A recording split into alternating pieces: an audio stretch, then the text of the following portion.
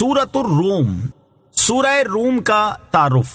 مقام نزول، سورہ روم مکہ مکرمہ میں نازل ہوئی ہے۔ رکوع اور آیات کی تعداد، اس میں 6 رکوع اور 60 آیتیں ہیں۔ روم نام رکھنے کی وجہ، روم عیسائیوں کی مملکت کا نام ہے جس کا صدر مقام قسطنطنیہ تھا، اور اس سورت کی ابتدائی آیات میں یہ غیبی خبر دی گئی کہ ابھی تو رومی مغلوب ہو گئے ہیں لیکن ان قریب چند سالوں میں وہ مجوسیوں پر غالب آ جائیں گے۔ اس مناسبت سے اس کا نام سورہ روم رکھا گیا۔ سورہ روم کے مضامین، اس سورت کا مرکزی مضمون یہ ہے کہ اس میں اللہ تعالیٰ کی وحدانیت اور اس کی صفات، رسول کریم علیہ الصلوۃ والسلام کی رسالت پر ایمان لانے، قیامت کے دن دوبارہ زندہ کیے جانے اور آخرت میں اعمال کی جزا ملنے کو بیان کیا گیا ہے۔ نیز اس میں یہ چیزیں بیان کی گئی ہیں۔ نمبر 1، اس سورت کی ابتدا غیبی خبر سے کی گئی ہے کہ رومی ایرانیوں سے مغلوب ہونے کے بعد چند سالوں میں اللہ تعالیٰ کی مدد سے ایرانیوں پر غالب آ جائیں گے۔ قرآن پاک کی دی ہوئی یہ خبر حرف بہ حرف پوری ہوئی۔ رومی چند سالوں بعد ایرانیوں پر غالب آ گئے اور انہوں نے عراق میں رومیہ نامی ایک شہر کی بنیاد رکھی۔ قرآن پاک کی یہ غیبی خبر نبی کریم علیہ الصلوۃ والسلام کی نبوت پر زبردست دلیل ہے۔ نمبر 2، کفار کے علم کی حد بیان کی گئی اور اللہ تعالیٰ کی وحدانیت و قدرت پر دلائل دیے گئے۔ نمبر 3، مرنے کے بعد دوبارہ زندہ کیے جانے، قیامت قائم ہونے، نیک اعمال کرنے والے مسلمانوں کی جزا اور آخرت کا انکار کرنے والے کفار کی سزا کا بیان کیا گیا ہے۔ نمبر 4، اللہ تعالیٰ کی قدرت کی نشانیاں بیان کی گئیں۔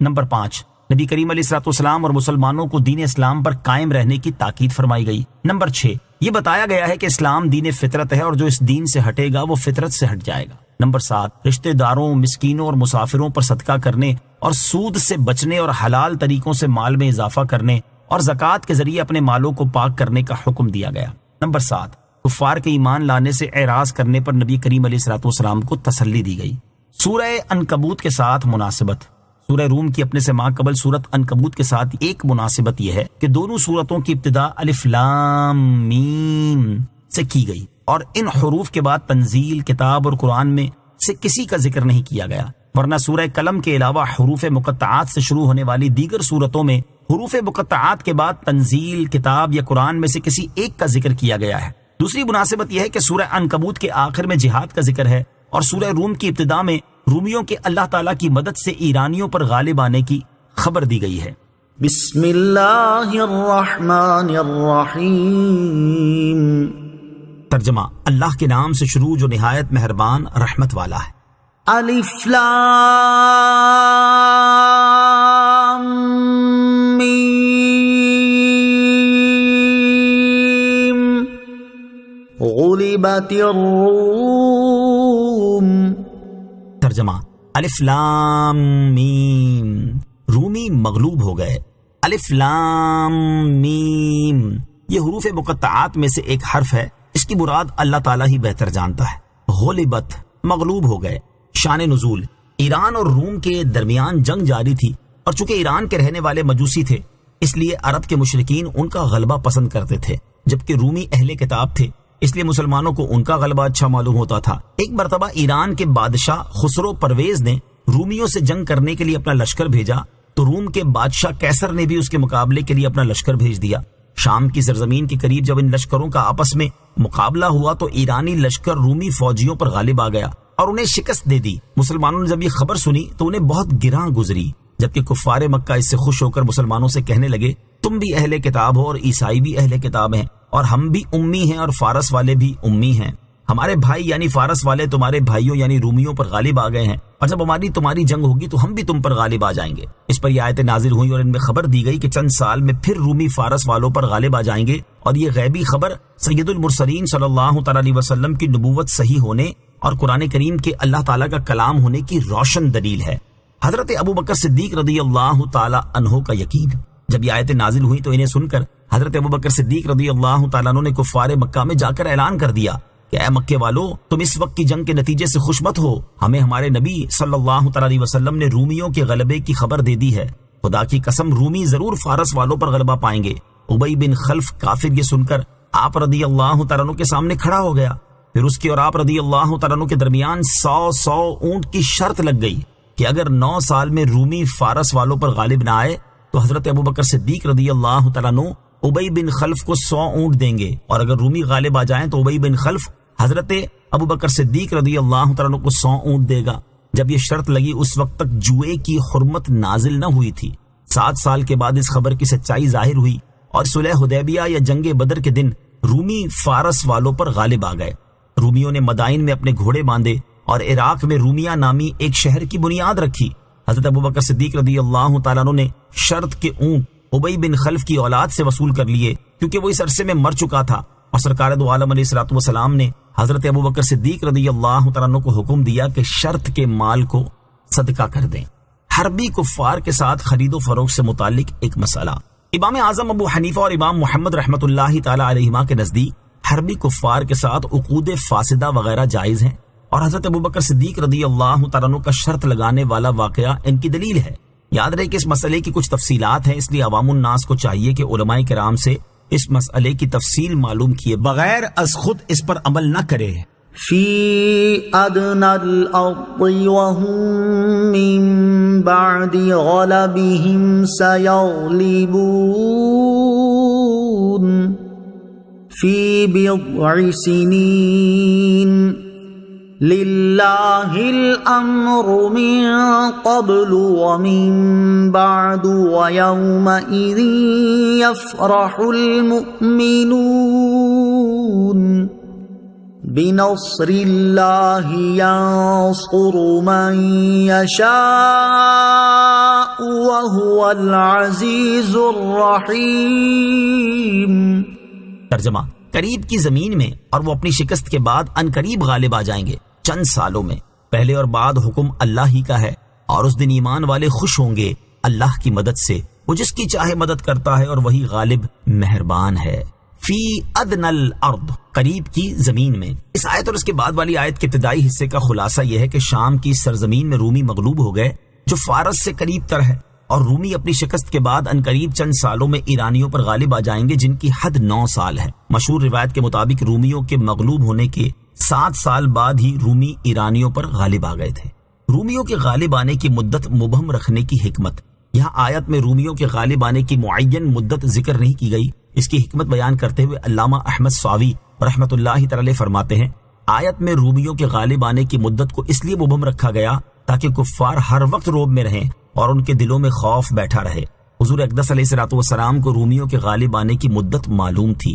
یاد رہے کہ آیت میں رومیوں کے غالب آنے کی معین مدت ذکر نہ کرنے کا یہ مطلب ہرگز نہیں کہ رسول کریم صلی اللہ تعالی علیہ وآلہ وسلم کو بھی اس مدت کا علم نہیں دیا گیا تھا۔ آپ صلی اللہ تعالی علیہ وآلہ وسلم کو وہ مدت بتا دی گئی تھی، البتہ اسے ظاہر کرنے کی اجازت نہ ہونے کی وجہ سے آپ نے اسے ظاہر نہیں فرمایا تھا، جیسا کہ امام فخر الدین رازی رحمۃ اللہ تعالی فرماتے ہیں، اللہ تعالیٰ نے رومیوں کے غالب آنے کا سال، مہینہ، دن اور وقت بھی اپنے حبیب صلی اللہ تعالی علیہ وسلم کو بتا دیا تھا، البتہ تاجدار رسالت صلی اللہ تعالی علیہ وسلم کو اس کے اظہار کی اجازت نہ تھی۔ للہ الامر، اللہ ہی کا حکم ہے، یعنی رومیوں کے غلبے سے پہلے بھی اور اس کے بعد بھی اللہ تعالیٰ ہی کا حکم چل رہا ہے۔ مراد یہ ہے کہ پہلے فارس والوں کا غلبہ ہونا اور دوبارہ رومیوں کا غالب ہو جانا، یہ سب اللہ تعالیٰ کے حکم، ارادے اور اس کی قضاء و قدر سے ہے، کیونکہ جنگ میں جو مغلوب ہو جائے تو وہ کمزور ہو جاتا ہے، اور کمزوری کے بعد دوبارہ غالب آ جانا اس بات کی دلیل ہے کہ اس کا غلبہ اس کی اپنی طاقت و قوت کے بلبوتے پر نہیں،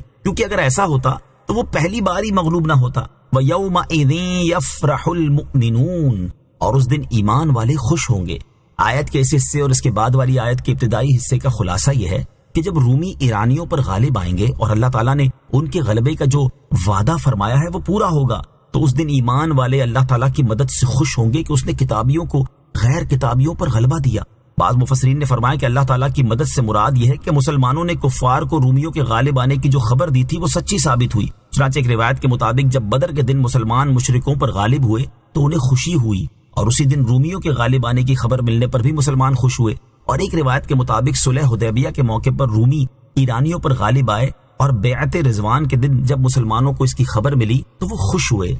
وعد اللہ لا یخلف اللہ وعدہ ولکن اکثر الناس لا يعلمون ظاہرا من الحیاة الدنیا وهم عن الآخرة هم غافلون۔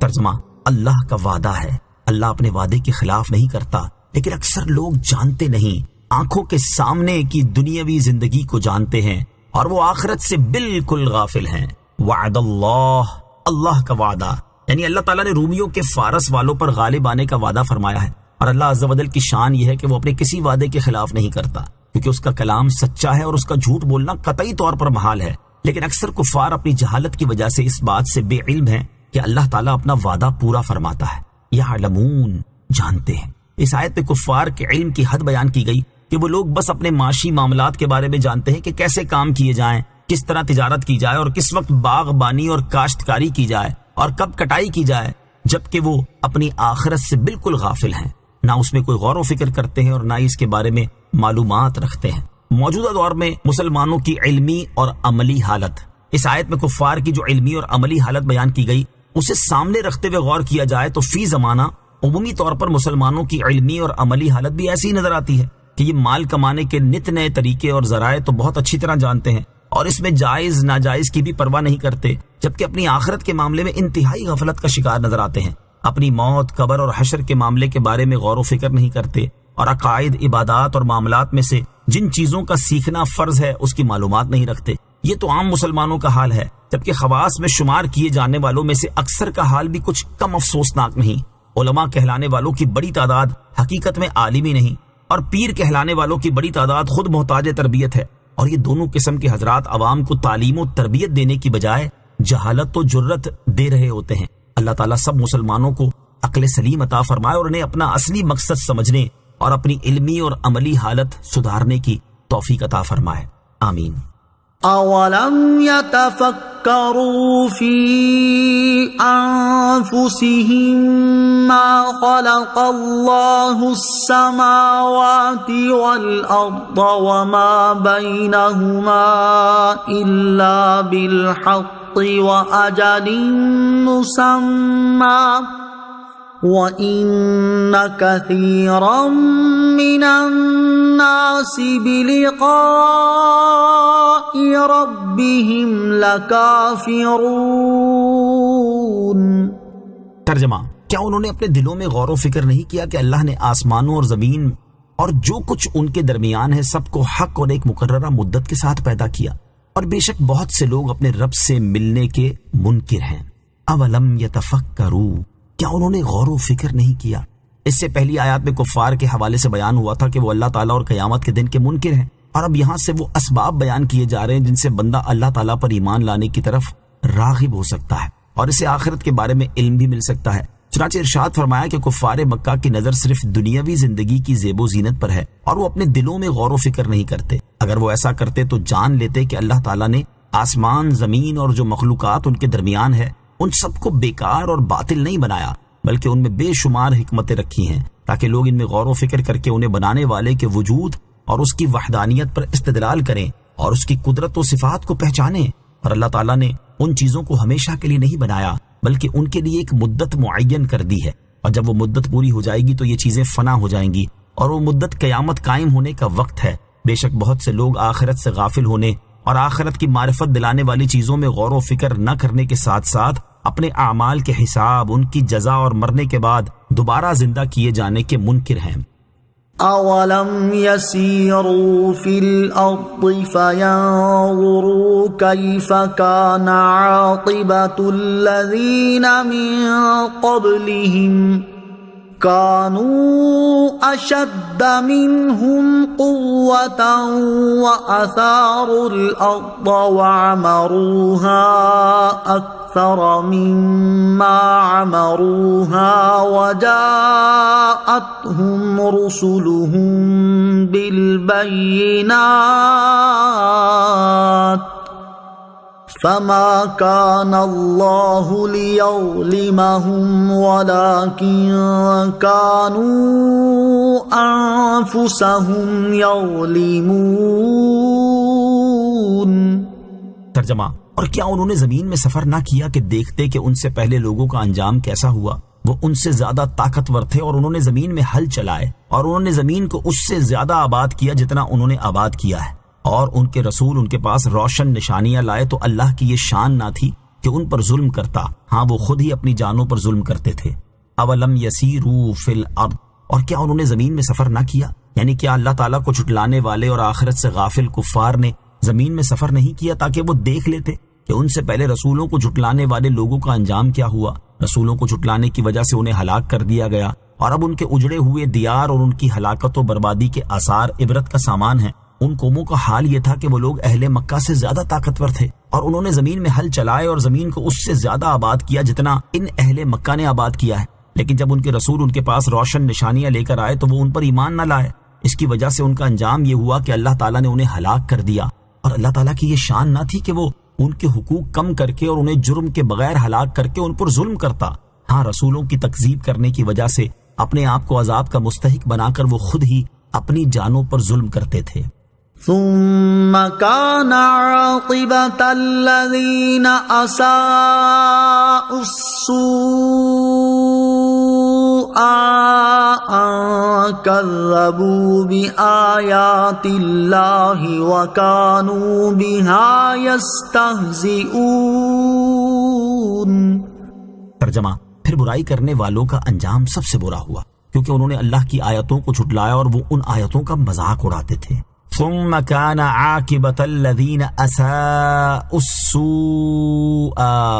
پھر برائی کرنے والوں کا انجام سب سے برا ہوا۔ اس آیت کا ایک معنی یہ ہے کہ گناہوں کا ارتکاب کرتے رہنے والوں کا انجام یہ ہوا کہ اللہ تعالیٰ نے ان کے دلوں پر مہر لگا دی، حتیٰ کہ برے اعمال کی وجہ سے وہ لوگ اللہ تعالیٰ کی آیتوں کو جھٹلانے لگے اور ان آیتوں کا مذاق اڑانے لگ گئے۔ دوسرا معنی یہ ہے کہ وہ لوگ جنہوں نے برے اعمال کیے یعنی کفر کیا تو ان کا انجام سب سے برا ہوا کہ دنیا میں انہیں عذاب نازل کر کے ہلاک کر دیا گیا، اور آخرت میں ان کے لیے جہنم ہے۔ اس کی وجہ یہ ہے کہ انہوں نے اللہ تعالیٰ کے رسولوں پر نازل ہونے والی آیتوں کو جھٹلایا اور وہ ان آیتوں کا مذاق اڑاتے تھے۔ بدعقیدگی اور گناہوں کا بنیادی سبب اس آیت کی پہلی تفسیر سے معلوم ہوا کہ برے اعمال پر اصرار کی وجہ سے انسان برے عقیدے اختیار کر جاتا ہے، لہٰذا ہر ایک کو برے اعمال سے بچنے کی شدید حاجت ہے تاکہ وہ بدعقیدگی سے محفوظ رہے۔ کفر سے بچنے کے لیے گناہوں سے بچنا چاہیے اور گناہوں سے بچنے کے لیے مشتبہ چیزوں سے بچنا چاہیے۔ اس سلسلے میں یہ حدیث پاک سماعت کیجیے۔ حضرت نعمان بن بشیر رضی اللہ تعالی عنہ سے روایت ہے اور یہ مسلم شریف کی حدیث ہے۔ رسول اللہ صلی اللہ تعالی علیہ وسلم نے ارشاد فرمایا،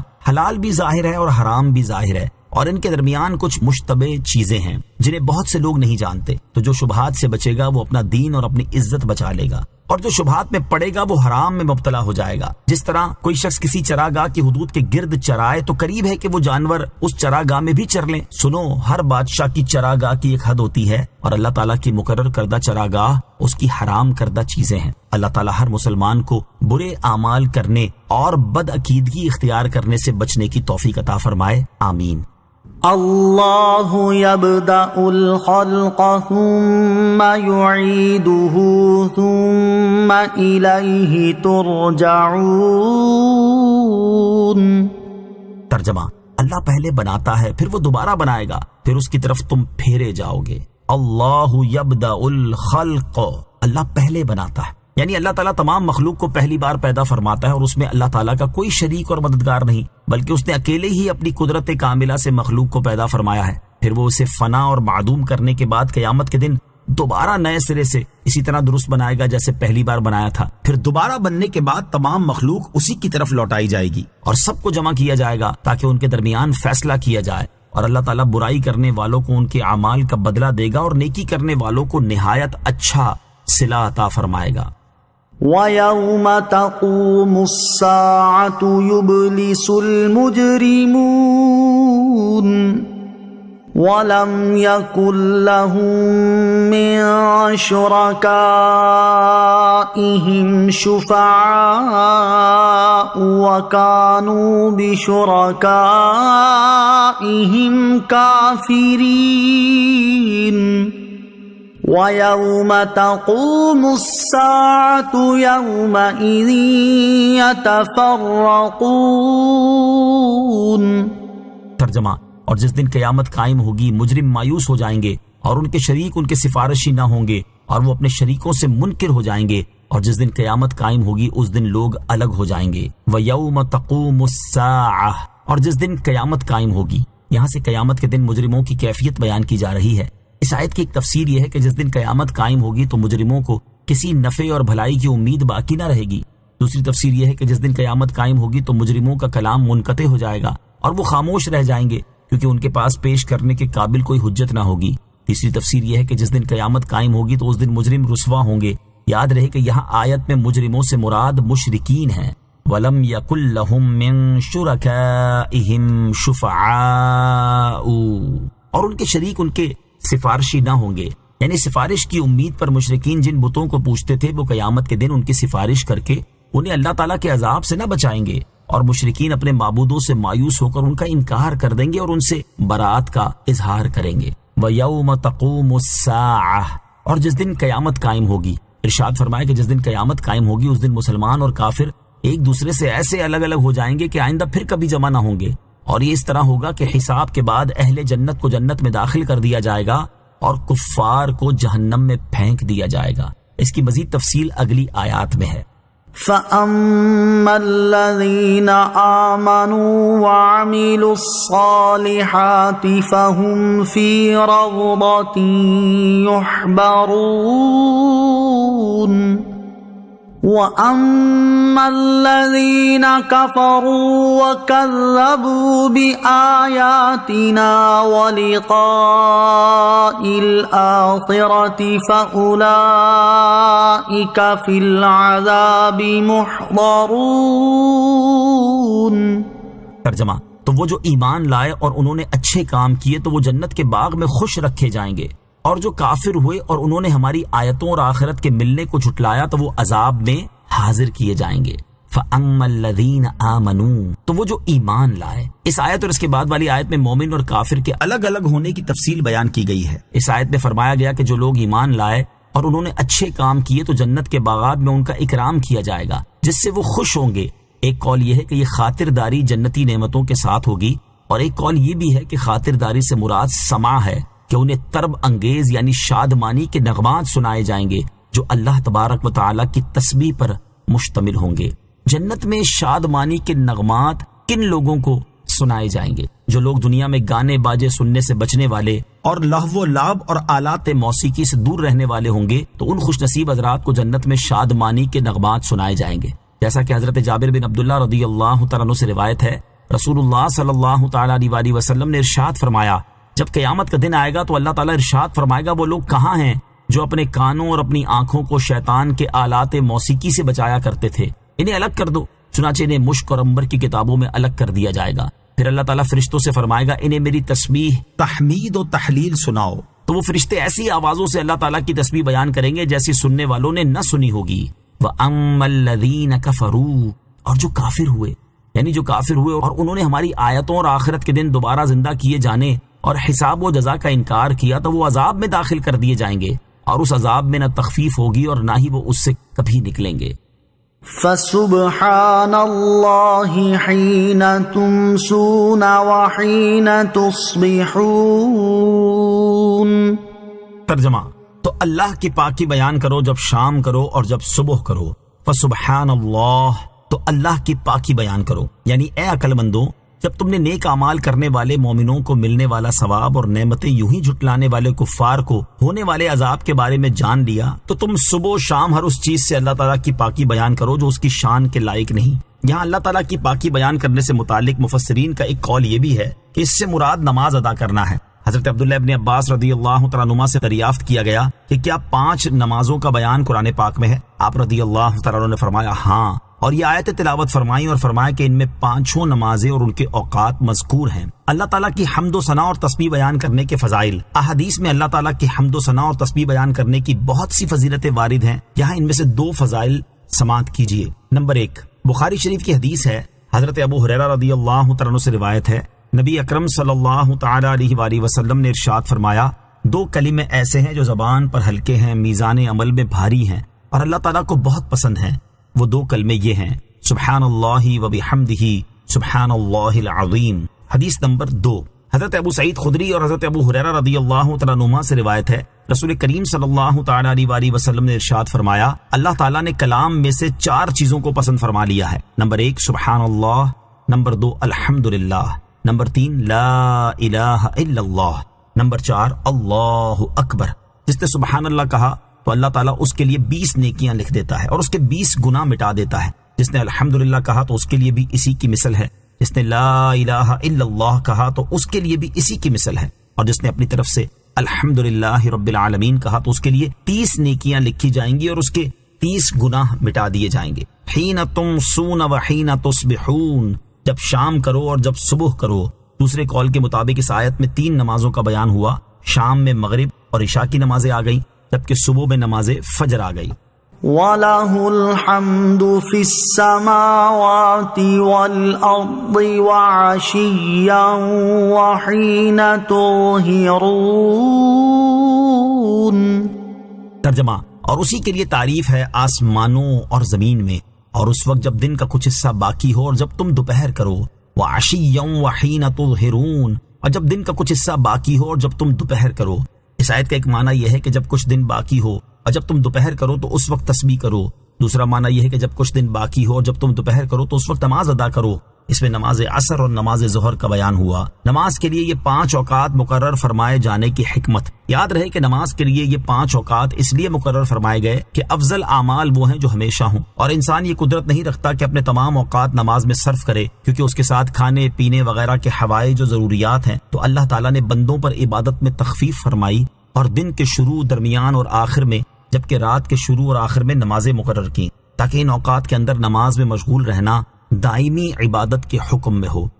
يخرج الحي من الميت ويخرج الميت من الحي ويحيي الأرض بعد موتها وكذلك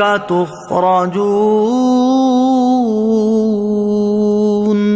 ترجمہ، وہ زندہ کو بے جان سے نکالتا ہے اور بے جان کو زندہ سے نکالتا ہے، اور زمین کو اس کے مردہ ہونے کے بعد زندہ کرتا ہے، اور یوں ہی تم نکالے جاؤ گے۔ یخرج الحی من المیت، وہ زندہ کو مردے سے نکالتا ہے۔ اس آیت کا خلاصہ یہ ہے کہ اللہ تعالیٰ زندہ کو بے جان سے، جیسے کہ پرندے کو انڈے سے، انسان کو نطفے سے اور مومن کو کافر سے نکالتا ہے، اور بے جان کو زندہ سے، جیسا کہ انڈے کو پرندے سے، نطفے کو انسان سے اور کافر کو مومن سے نکالتا ہے، اور زمین کو خشک ہو جانے کے بعد بارش برسا کر اور اس سے سبزہ اگا کر زندہ کرتا ہے۔ اور ان چیزوں کو نکالنے کی طرح تم بھی قیامت کے دن قبروں سے دوبارہ زندہ کر کے حساب کے لیے نکالے جاؤ گے۔ سورہ روم کی آیت نمبر 17، 18 اور 19 کی فضیلت۔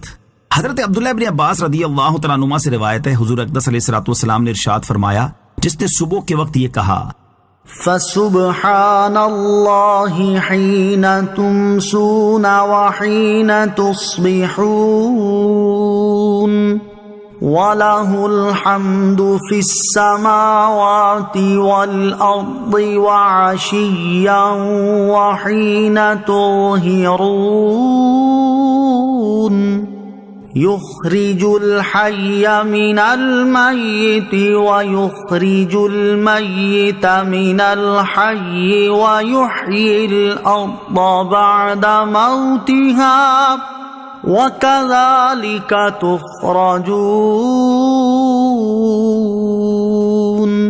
تو اس دن میں جو نیکی اس سے چھوٹ گئی اس کا ثواب پالے گا، اور جو شام کے وقت یہ کہہ دے تو اس رات میں جو نیکی اس سے چھوٹ گئی اس کا ثواب پالے گا۔ مفتی احمد یار خان نعیمی رحمۃ اللہ تعالی فرماتے ہیں، نیکی چھوٹ جانے سے مراد نوافل نیکیاں چھوٹ جانا ہے، یا فرائض عبادات میں نقصان یعنی کمی رہ جانا ہے۔ یعنی رب تعالیٰ اس آیت کریمہ کی برکت سے بہت سی نفلی نیکیوں کا اجر عطا فرمائے گا، اور اگر آج دن رات کے فرائض میں کچھ نقصان واقع ہو گیا ہوگا تو رب تعالیٰ نقصان پورا فرما دے گا۔ اس حدیث کا یہ مطلب ہرگز نہیں کہ تمام فرائض و واجبات چھوڑ دو، صرف یہی آیت صبح و شام پڑھ لیا کرو۔ وَمِنْ آيَاتِهِ أَنْ خَلَقَكُم مِّن تُرَابٍ ثُمَّ إِذَا أَنْتُمْ بَشَرٌ تَنْتَشِرُونَ۔ ترجمہ، اور اس کی نشانیوں سے ہے کہ اس نے تمہیں مٹی سے پیدا کیا، پھر جبھی تم انسان ہو جو دنیا میں پھیلے ہوئے ہو۔ وَمِنْ آيَاتِهِ، اور اس کی نشانیوں سے ہے۔ اس آیت میں اللہ تعالیٰ کی وحدانیت اور قدرت پر انسان کی پیدائش سے استدلال کیا جا رہا ہے۔ اس کا خلاصہ یہ ہے کہ اے لوگو، اللہ تعالیٰ نے تمہیں مٹی سے پیدا کیا اور جیتا جاگتا انسان بنایا، اور مٹی ایک بے جان چیز ہے جس میں حیات اور حرکت کا کوئی اثر نہیں ہے۔ پھر یہی نہیں بلکہ تمہارے اندر شعور اور عقل پیدا کی، خیالات، احساسات اور جذبات پیدا کیے، گفتگو کرنے اور چیزوں میں تصرف کرنے کی قدرت دی، اور یہ سب چیزیں مٹی کا بنیادی جزو نہیں ہیں۔ پھر تم لوگ اپنی اور اپنی صفات کی پیدائش کے بعد مختلف اغراض و مقاصد کی وجہ سے دنیا میں پھیلے ہوئے ہو۔ اگر تم ان چیزوں میں غور کرو گے تو تم پر ظاہر ہو جائے گا کہ جس نے انسان کو پیدا کیا وہ واحد ہے، اس کا کوئی شریک نہیں، اور وہ کامل قدرت رکھتا ہے۔ اور وہ جو مٹی جیسی بے جان چیز سے جیتا جاگتا انسان بنانے کی قدرت رکھتا ہے، وہ انسانوں کی موت کے بعد انہیں دوبارہ زندہ کرنے پر بھی قادر ہے۔ نوٹ: آیت میں جو یہ فرمایا گیا کہ اس نے تمہیں مٹی سے پیدا کیا، اس سے مراد یہ ہے کہ اللہ تعالیٰ نے انسانوں کی اصل حضرت آدم علیہ السلام کو مٹی سے پیدا کیا، اور جب انہیں مٹی سے پیدا کیا گیا ہے تو گویا کہ دیگر انسانوں کو بھی مٹی سے پیدا کیا گیا ہے۔ انسان کی مرحلہ وار تخلیق کا بیان۔ یہاں آیت کے ابتدائی حصے میں انسان کی مرحلہ وار تخلیق کا اجمالی بیان ہے، جبکہ اس کا تفصیلی بیان اس آیت میں ہے۔ چنانچہ اللہ تعالیٰ ارشاد فرماتا ہے: یا ایہا الناس ان کنتم فی ریب من البعث فإنا خلقناکم من تراب ثم من نطفہ فَإِنَّا خَلَقْنَاكُم مِّن تُرَابٍ ثُمَّ مِن نُّطْفَةٍ ثُمَّ مِنْ عَلَقَةٍ ثُمَّ مِن مُّضْغَةٍ مُّخَلَّقَةٍ وَغَيْرِ مُخَلَّقَةٍ لِّنُبَيِّنَ لَكُمْ وَنُقِرُّ فِي الْأَرْحَامِ مَا نَشَاءُ إِلَىٰ أَجَلٍ مُّسَمًّى ثُمَّ نُخْرِجُكُمْ طِفْلًا ثُمَّ لِتَبْلُغُوا أَشُدَّكُمْ وَمِنكُم مَّن يُتَوَفَّىٰ وَمِنكُم مَّن يُرَدُّ إِلَىٰ أَرْذَلِ الْعُمُرِ لِكَيْ لَا يَعْلَمَ مِن بَعْدِ عِلْمٍ شَيْئًا۔ ترجمہ: اے لوگو، اگر تمہیں قیامت کے دن اٹھنے کے بارے میں کچھ شک ہو تو اس بات پر غور کر لو کہ ہم نے تمہیں مٹی سے پیدا کیا، پھر پانی کی ایک بوند سے، پھر جمے ہوئے خون سے، پھر گوشت کی بوٹی سے جس کی شکل بن چکی ہوتی ہے اور ادھوری بھی ہوتی ہے، تاکہ ہم تمہارے لیے اپنی قدرت کو ظاہر فرمائیں، اور ہم ماؤں کے پیٹ میں جسے چاہتے ہیں اسے ایک مقرر مدت تک ٹھہرائے رکھتے ہیں، پھر تمہیں بچے کی صورت میں نکالتے ہیں، پھر عمر دیتے ہیں تاکہ تم اپنی جوانی کو پہنچو، اور تم میں کوئی پہلے ہی مر جاتا ہے اور کوئی سب سے نکمی عمر کی طرف لوٹایا جاتا ہے، تاکہ بالآخر جاننے کے بعد کچھ نہ جانے۔ تخلیق کے ان مراحل میں غور و فکر کرنے سے انسان اللہ تعالیٰ کی قدرت اور وحدانیت کی معرفت حاصل کر سکتا ہے، اور کفار میں سے جو شخص انصاف کی نظر سے ان میں غور و فکر کرے گا تو کوئی بعید نہیں کہ وہ ایمان اور ہدایت کی عظیم سعادت سے سرفراز ہو جائے۔ وَمِنْ آيَاتِهِ أَنْ خَلَقَ لَكُم مِّنْ أَنفُسِكُمْ أَزْوَاجًا لِتَسْكُنُوا إِلَيْهَا وَجَعَلَ بَيْنَكُم مَّوَدَّةً وَرَحْمَةً إِنَّ فِي ذَلِكَ لَآيَاتٍ لِقَوْمٍ يَتَفَكَّرُونَ۔ ترجمہ: اور اس کی نشانیوں سے ہے کہ اس نے تمہارے لیے تمہاری ہی جنس سے جوڑے بنائے تاکہ تم ان کی طرف آرام پاؤ، اور تمہارے درمیان محبت اور رحمت رکھی۔ بے شک اس میں غور و فکر کرنے والوں کے لیے نشانیاں ہیں۔ وَمِنْ آیَاتِهِ، اور اس کی نشانیوں سے ہے۔ ارشاد فرمائے کہ اللہ تعالیٰ کی قدرت کی نشانیوں میں سے ایک یہ ہے کہ اللہ تعالیٰ نے تمہارے لیے تمہاری ہی جنس سے عورتیں بنائیں، جو شرعی نکاح کے بعد تمہاری بیویاں بنتی ہیں تاکہ تم ان سے سکون حاصل کرو۔ اور اگر اللہ تعالیٰ حضرت آدم علیہ السلام کی اولاد میں صرف مرد پیدا فرماتا اور عورتوں کو ان کے علاوہ کسی دوسری جنس جیسے جنات یا حیوانات سے پیدا فرماتا تو مردوں کو عورتوں سے سکون حاصل نہ ہوتا بلکہ ان میں نفرت پیدا ہوتی، کیونکہ دو مختلف جنسوں کے افراد میں ایک دوسرے کی طرف میلان نہیں ہوتا اور وہ ایک دوسرے سے سکون حاصل نہیں کر سکتے۔ پھر انسانوں پر اللہ تعالیٰ کی یہ کمال رحمت ہے کہ مردوں کے لیے ان کی جنس سے عورتیں بنانے کے ساتھ ساتھ شوہر اور بیوی کے درمیان محبت اور رحمت رکھی کہ پہلی کسی معرفت اور کسی قرابت کے بغیر ایک دوسرے کے ساتھ محبت اور ہمدردی ہو جاتی ہے۔ بے شک ان چیزوں میں غور و فکر کرنے والوں کے لیے اللہ تعالیٰ کی عظمت اور قدرت پر دلالت کرنے والی نشانیاں ہیں۔ اگر وہ ان میں غور کریں گے تو انہیں معلوم ہو جائے گا کہ جس نے دنیا کے نظام کو اس احسن انداز میں قائم رکھا ہوا ہے صرف وہی عبادت کا مستحق اور کامل قدرت والا ہے۔ اسلامی معاشرے اور مغربی معاشرے میں خاندانی نظام میں اختلاف کی وجہ سے ہونے والا فرق۔ اسلامی معاشرے میں خاندانی نظام قائم کرنے اور اسے برقرار رکھنے کو خاص اہمیت دی گئی ہے، اور اس نظام کی عمارت چونکہ مرد اور عورت کے درمیان شوہر اور بیوی کے رشتے کی بنیاد پر ہی کھڑی ہو سکتی ہے، اس لیے اسلامی معاشرے میں اس بنیاد کو مضبوط تر بنانے کے خصوصی اقدامات کیے گئے ہیں۔ ان میں سے ایک یہ ہے کہ عورت اور مرد کے ازدواجی رشتے میں ذہنی اور قلبی سکون اور باہمی ذمہ داریوں کی تقسیم کو اصل بنیاد بنایا، اور ازدواجی تعلقات قائم کرنے کو ذہنی سکون حاصل کرنے کا ذریعہ ہونے کی حیثیت دی ہے۔ اور جب شوہر کو اپنی بیوی سے ذہنی سکون ملے گا تو ان کی باہمی زندگی پرسکون ہوگی، اور جب میاں بیوی ایک دوسرے کے لیے اطمینان اور سکون کا ذریعہ ہوں گے تو ان سے بننے والا خاندان بھی خوشیوں بھرا ہوگا، اور جب ہر خاندان اس دولت سے مالا مال ہوگا تو معاشرہ خود ہی امن و سکون کا گہوارہ بن جائے گا۔ یہاں ہر صاحب عقل آدمی اس بات کا مشاہدہ کر سکتا ہے کہ معاشرے میں جہاں اسلامی تعلیمات پر عمل ہوتا ہے وہاں سکون اور چین نظر آتا ہے، اور جہاں عمل نہیں ہوتا وہاں بے چینی اور بے اطمینانی پیدا ہو جاتی ہے۔ چنانچہ اسلامی معاشرے کے مقابلے میں جب مغربی معاشرے پر نظر ڈالی جائے تو اس میں بسنے والے ذہنی سکون کی دولت سے محروم نظر آتے ہیں۔ اس کی وجہ یہ نہیں کہ ان کے دنیاوی علوم و فنون اور ٹیکنالوجی کی ترقی میں کوئی کمی باقی ہے جس کی بنا پر وہ بے سکون ہے، یا ان کے پاس مال و دولت کی کمی ہے جس کی وجہ سے وہ معاشی پریشانیوں کا شکار ہو کر ذہنی سکون سے محروم ہیں، بلکہ تمام تر ترقی، دولت، آسائشوں اور سہولتوں کی بہتات ہونے کے باوجود مغربی معاشرے میں بسنے والوں کے ذہنی سکون سے محروم ہونے کی بنیادی وجہ یہ ہے کہ انہوں نے صرف جنسی تسکین اور شہوت کی آسودگی کو بنیاد بنایا، جس کے لیے انہوں نے عورت کو بے راروی کی آزادی دے دی اور مرد کو یہ اختیار دیا کہ وہ کسی بھی عورت کے ساتھ اس کی رضامندی سے جنسی تعلقات قائم کر لے۔ جب مغربی معاشرے میں ذہنی سکون کی بجائے جنسی تسکین کو بنیاد بنایا گیا اور عورت کی حیثیت محض جنسی تسکین کا آلہ ہونے کی رکھی گئی تو اس کا نتیجہ یہ ہوا کہ اس معاشرے میں عورتوں، کنواری لڑکیوں اور بچیوں کا ناجائز بچوں کی مائیں بننا عام ہو گیا۔ بغیر شادی کے بچوں کی پیدائش اور انہیں قتل کر دیے جانے کی وارداتوں میں خطرناک حد تک اضافہ ہوا، طلاقوں کی شرح بہت بڑھ گئی، خاندانی نظام تباہ ہو کر رہ گیا، نفسیاتی اور ذہنی امراض میں مبتلا افراد کی تعداد بڑھنا شروع ہو گئی، اور آج یہ حال ہے کہ ذہنی اور نفسیاتی امراض کے اسپتال سب سے زیادہ وہاں ہیں، ذہنی مریضوں اور دماغی سکون کی دوائیں کھانے والوں کی تعداد بھی وہیں سب سے زیادہ ہے، اور پاگل خانوں کی زیادہ تعداد بھی وہیں پر ہے۔ لہٰذا مسلمانوں کو چاہیے کہ مغربی معاشرے کی اندھی پیروی کر کے اپنا ذہنی سکون اور خاندانی نظام تباہی کے دہانے پر لانے کی بجائے ان کے حالات سے عبرت حاصل کریں،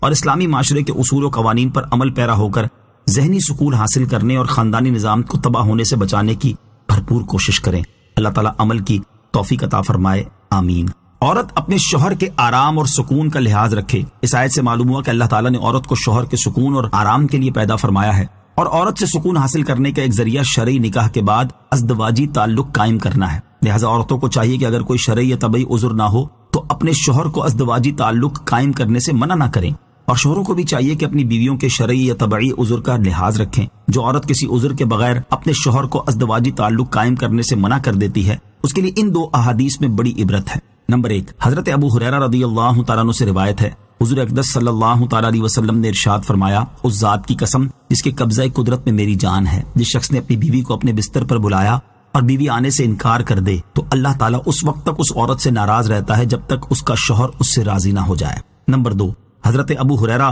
رضی اللہ تعالیٰ عنہ سے روایت ہے، مسلم شریف کی حدیث ہے، رسول اللہ صلی اللہ تعالیٰ علیہ وسلم نے ارشاد فرمایا، اگر مرد اپنی بیوی کو اپنے بستر پر بلائے اور وہ نہ آئے اور مرد بیوی سے ناراض ہو جائے تو صبح تک فرشتے اس عورت پر لعنت کرتے رہتے ہیں۔ لہٰذا ہر بیوی کو چاہیے کہ وہ اپنے شوہر کے آرام و سکون کا خاص طور پر لحاظ رکھے اور اسے اپنی طرف سے کسی طرح کی کوئی پریشانی نہ آنے دے۔ وَمِنْ آيَاتِهِ خَلْقُ السَّمَاوَاتِ وَالْأَرْضِ وَاخْتِلَافُ أَلْسِنَتِكُمْ وَأَلْوَانِكُمْ إِنَّ فِي ذَلِكَ لَآيَاتٍ لِّلْعَالِمِينَ۔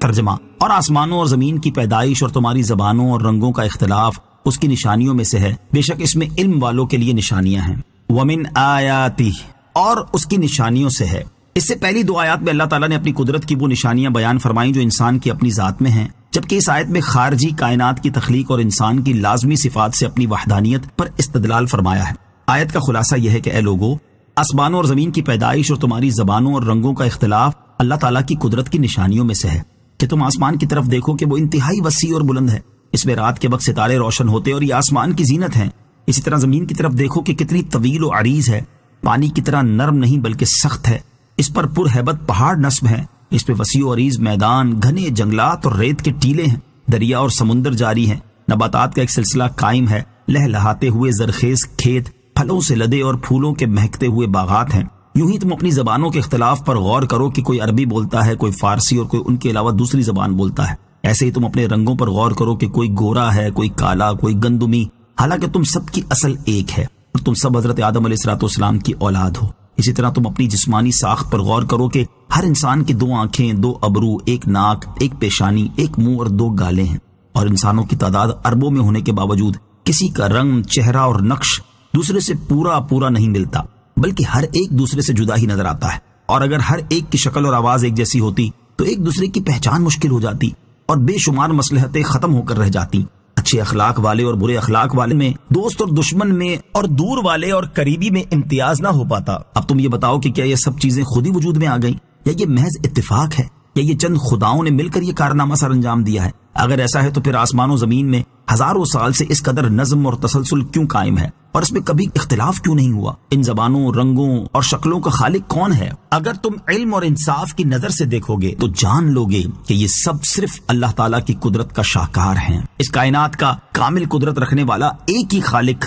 موجود ہے۔ یاد رہے کہ کائنات نہ تو کسی سبب اور علت کے بغیر اپنے طبعی تقاضوں سے وجود میں آئی ہے، اور نہ ہی اس کا انتہائی مربوط اور متناسب نظام کسی چلانے والے کے بغیر چل رہا ہے، بلکہ ایک ایسی ذات ضرور موجود ہے جس نے اپنی کامل قدرت سے اس کائنات اور اس میں موجود طرح طرح کے عجائبات کو پیدا فرمایا، اور وہی ذات انتہائی عالی شان طریقے سے اس کے نظام کو چلا رہی ہے۔ جیسے ہم ایک دانے یا گٹھلی کو تر زمین میں دباتے ہیں تو ایک مخصوص مدت کے بعد اس سے کچھ شاخیں نکلتی ہیں۔ اوپر والی شاخ زمین سے باہر نکل کر ایک تناور درخت بن جاتی ہے، اور نیچے والی شاخ اس درخت کی جڑیں بن جاتی ہیں۔ اس درخت کی طرف دیکھیں تو اس کا تنا بھی لکڑی کا ہے اور جڑیں بھی لکڑی کی ہیں۔ تنا اوپر کی طرف جاتا ہے اور جڑیں نیچے کی طرف جا رہی ہیں۔ اب اگر لکڑی کا طبعی تقاضا اوپر کی طرف جانا ہے تو جڑیں نیچے کیوں جاتی ہیں، اور اگر اس کا تقاضا نیچے جانا ہے تو تنا اوپر کیوں جاتا ہے؟ ایک ہی لکڑی ہونے کے باوجود تنے کے اوپر جانے اور جڑوں کے نیچے جانے سے معلوم ہوا کہ لکڑی کا اپنا طبعی تقاضا کچھ نہیں ہے، بلکہ درخت کی لکڑی پر کسی اور ذات کا تصرف ہے جس کی قدرت کامل ہے۔ اسی نے لکڑی کے جس حصے کو چاہا اوپر اٹھا دیا اور جس حصے کو چاہا نیچے جھکا دیا۔ یوں ہی اس کائنات کے نظام کو دیکھیں تو نظر آئے گا کہ روزانہ سورج ایک مقررہ جہت سے طلوع ہوتا ہے اور ایک مقررہ جہت میں غروب ہو جاتا ہے۔ دن کے بعد رات آتی ہے اور رات کے بعد دن نکل آتا ہے۔ ہر سال اپنے اپنے موسموں میں کھیتیاں پروان چڑھتی ہیں، پھول اپنے وقت پر کھلتے ہیں، پھل اپنی مدت پر نکلتے ہیں۔ پوری دنیا میں خاص طریقے سے ہی انسان پیدا ہو رہے اور مخصوص مدت کے بعد مر رہے ہیں۔ حشرات الارض سے لے کر درندوں تک، چرندوں سے لے کر پرندوں تک، ہر ایک کی ساخت اور تخلیق اس کے حال کے مطابق ہے، اور ان کی ضرورت کے تمام اعضاء ان میں موجود ہیں۔ ہر ایک کی غذا اور اسے حاصل کرنے کا طریقہ مختلف ہے، اور ہر علاقے میں رہنے والے کا مزاج اسی علاقے کے ماحول کے مطابق ہے۔ تو کائنات کا یہ مربوط اور حسین نظام، حکیمانہ تدبیر اور ہر مخلوق کے حال کی رعایت دیکھ کر کوئی عقل مند ہرگز یہ نہیں کہہ سکتا کہ کسی خالق اور انتظام فرمانے والے کے بغیر خود بخود عدم سے وجود میں آ گیا، اور علم و حکمت کا یہ عجیب و غریب کارخانہ کسی چلانے والے کے بغیر چل رہا ہے،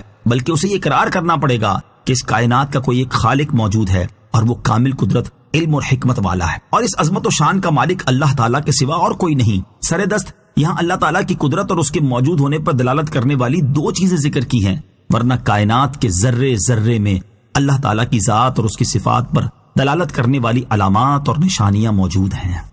وَمِنْ آيَاتِهِ مَنَامُكُمْ بِاللَّيْلِ وَالنَّهَارِ وَابْتِغَاؤُكُمْ مِنْ فَضْلِهِ إِنَّ فِي ذَلِكَ لَآيَاتٍ لِقَوْمٍ يَسْمَعُونَ۔ ترجمہ: اور رات اور دن میں تمہارا سونا اور اس کا فضل تلاش کرنا اس کی نشانیوں میں سے ہے، بے شک اس میں سننے والوں کے لیے نشانیاں ہیں۔ وَمِنْ آیَاتِهِ، اور اس کی نشانیوں میں سے ہے۔ اس آیت میں اللہ تعالیٰ نے اپنی وحدانیت پر انسان کی ان صفات سے استدلال فرمایا ہے جو انسان سے جدا ہو جاتی ہیں۔ چنانچہ آیت کا خلاصہ یہ ہے کہ اے لوگو، رات اور دن میں تمہارا سونا اور اللہ تعالیٰ کا فضل تلاش کرنا اللہ تعالیٰ کی قدرت کی نشانیوں میں سے ہے کہ تمہیں عادت کے مطابق رات میں نیند آتی ہے اور ضرورت کے وقت تم دن میں بھی سو جاتے ہو، جس سے تھکن دور ہوتی ہے اور تمہارے بدن کو راحت حاصل ہوتی ہے۔ یوں ہی دن میں تم سفر کرتے ہو اور اپنی معیشت کے اسباب کو تلاش کرتے ہو، تو غور کرو کہ تم پر نیند کون طاری کرتا ہے، اور نیند کا یہ معمول کس نے بنایا ہے، اور تمہیں معیشت کے اسباب تلاش کرنے کی ہمت اور صلاحیت کس نے دی ہے۔ اگر تم لاپرواہی اور ضد سے کام نہ لو تو تمہیں یہی کہنا پڑے گا کہ ہزاروں برس سے انسانوں کا یہ معمول اور ان کا یہ فطری نظام صرف اسی اللہ تعالیٰ کا پیدا کیا ہوا ہے جو یکتا معبود ہے اور اس کی قدرت کامل ہے۔ اس آیت میں مرنے کے بعد اٹھائے جانے پر بھی دلیل موجود ہے اور وہ یہ کہ سونے والا مردے کی مانند ہے، تو جو ذات سونے والے کو بیدار کرنے پر قادر ہے تو وہ مرنے والے کو دوبارہ زندہ کرنے پر بھی قادر ہے۔ وَمِنْ آيَاتِهِ يُرِيكُمُ الْبَرْقَ خَوْفًا وَطَمَعًا وَيُنَزِّلُ مِنَ السَّمَاءِ مَاءً فَيُحْيِي بِهِ الْأَرْضَ بَعْدَ مَوْتِهَا إِنَّ فِي ذَلِكَ لَآيَاتٍ لِقَوْمٍ يَعْقِلُونَ۔ ترجمہ، اور اس کی نشانیوں میں سے ہے کہ تمہیں ڈرانے اور بارش کی امید دلانے کے لیے بجلی دکھاتا ہے اور آسمان سے پانی اتارتا ہے تو اس کے ذریعے زمین کو اس کی موت کے بعد زندہ کرتا ہے۔ بے شک اس میں عقل والوں کے لیے نشانیاں ہیں۔ وَمِنْ آیَاتِهِ، اور اس کی نشانیوں میں سے ہے۔ اس آیت میں اللہ تعالیٰ نے خارجی کائنات کے عارضی اوصاف سے اپنی قدرت اور مرنے کے بعد اٹھائے جانے پر استدلال فرمایا ہے۔ چنانچہ آیت کا خلاصہ یہ ہے کہ اللہ تعالیٰ کا تمہیں ڈرانے اور امید دلانے کے لیے بجلی دکھانا اور آسمان سے پانی اتار کر بنجر زمین کو سرسبز و شاداب کر دینا اس کی قدرت کی نشانیوں میں سے ہے کہ جب بادلوں میں بجلی چمکتی ہے تو بسا اوقات تم خوفزدہ ہو جاتے ہو کہ کہیں یہ گر کر نقصان نہ پہنچا دے، اور کبھی تمہیں اس سے یہ امید ہوتی ہے کہ اب بارش برسے گی۔ نیز جب اللہ تعالیٰ بارش نازل فرماتا ہے تو اس کے پانی سے بنجر زمین سرسبز و شاداب ہو کر لہلہانے لگتی ہے، کھیتیاں پھلنے پھولنے لگتی اور باغات میں درخت پھلوں سے بھرنے لگتے ہیں۔ یہ چیزیں دیکھ کر حقیقی طور پر غور و فکر کرنے والے اس نظام کو چلانے والے کی معرفت حاصل کرتے ہیں کہ برس ہا برس سے زمینوں کی سیرابی اور ان کی سرسبزی و شادابی کا یہی نظام ہے، اور اس نظام کے تسلسل اور یکسانیت سے ظاہر ہوتا ہے کہ اسے بنانے والا اور اسے چلانے والا موجود ہے اور وہ واحد ہے اور اس کی قدرت کامل ہے۔ اور اس میں یہ نشانی بھی ہے کہ اللہ تعالیٰ جس طرح مردہ زمین کو زندہ فرماتا ہے اسی طرح ایک دن مردہ انسانوں کو بھی زندہ فرمائے گا۔ وَمِنْ آيَاتِهِ أَن تَقُومَ السَّمَاءُ وَالْأَرْضُ بِأَمْرِهِ ثُمَّ إِذَا دَعَاكُمْ دَعْوَةً مِّنَ الْأَرْضِ إِذَا أَنْتُمْ تَخْرُجُونَ وَلَهُ مَن فِي السَّمَاوَاتِ وَالْأَرْضِ كُلٌّ لَهُ قَانِتُونَ۔ ترجمہ، اور اس کی نشانیوں سے ہے کہ اس کے حکم سے آسمان اور زمین قائم ہیں، پھر جب تمہیں زمین سے ایک ندا فرمائے گا جبھی تم نکل پڑو گے، اور اسی کی ملکیت میں ہے جو کوئی آسمان اور زمین میں ہے، سب اس کے زیر حکم ہیں۔ وَمِنْ آیَاتِهِ،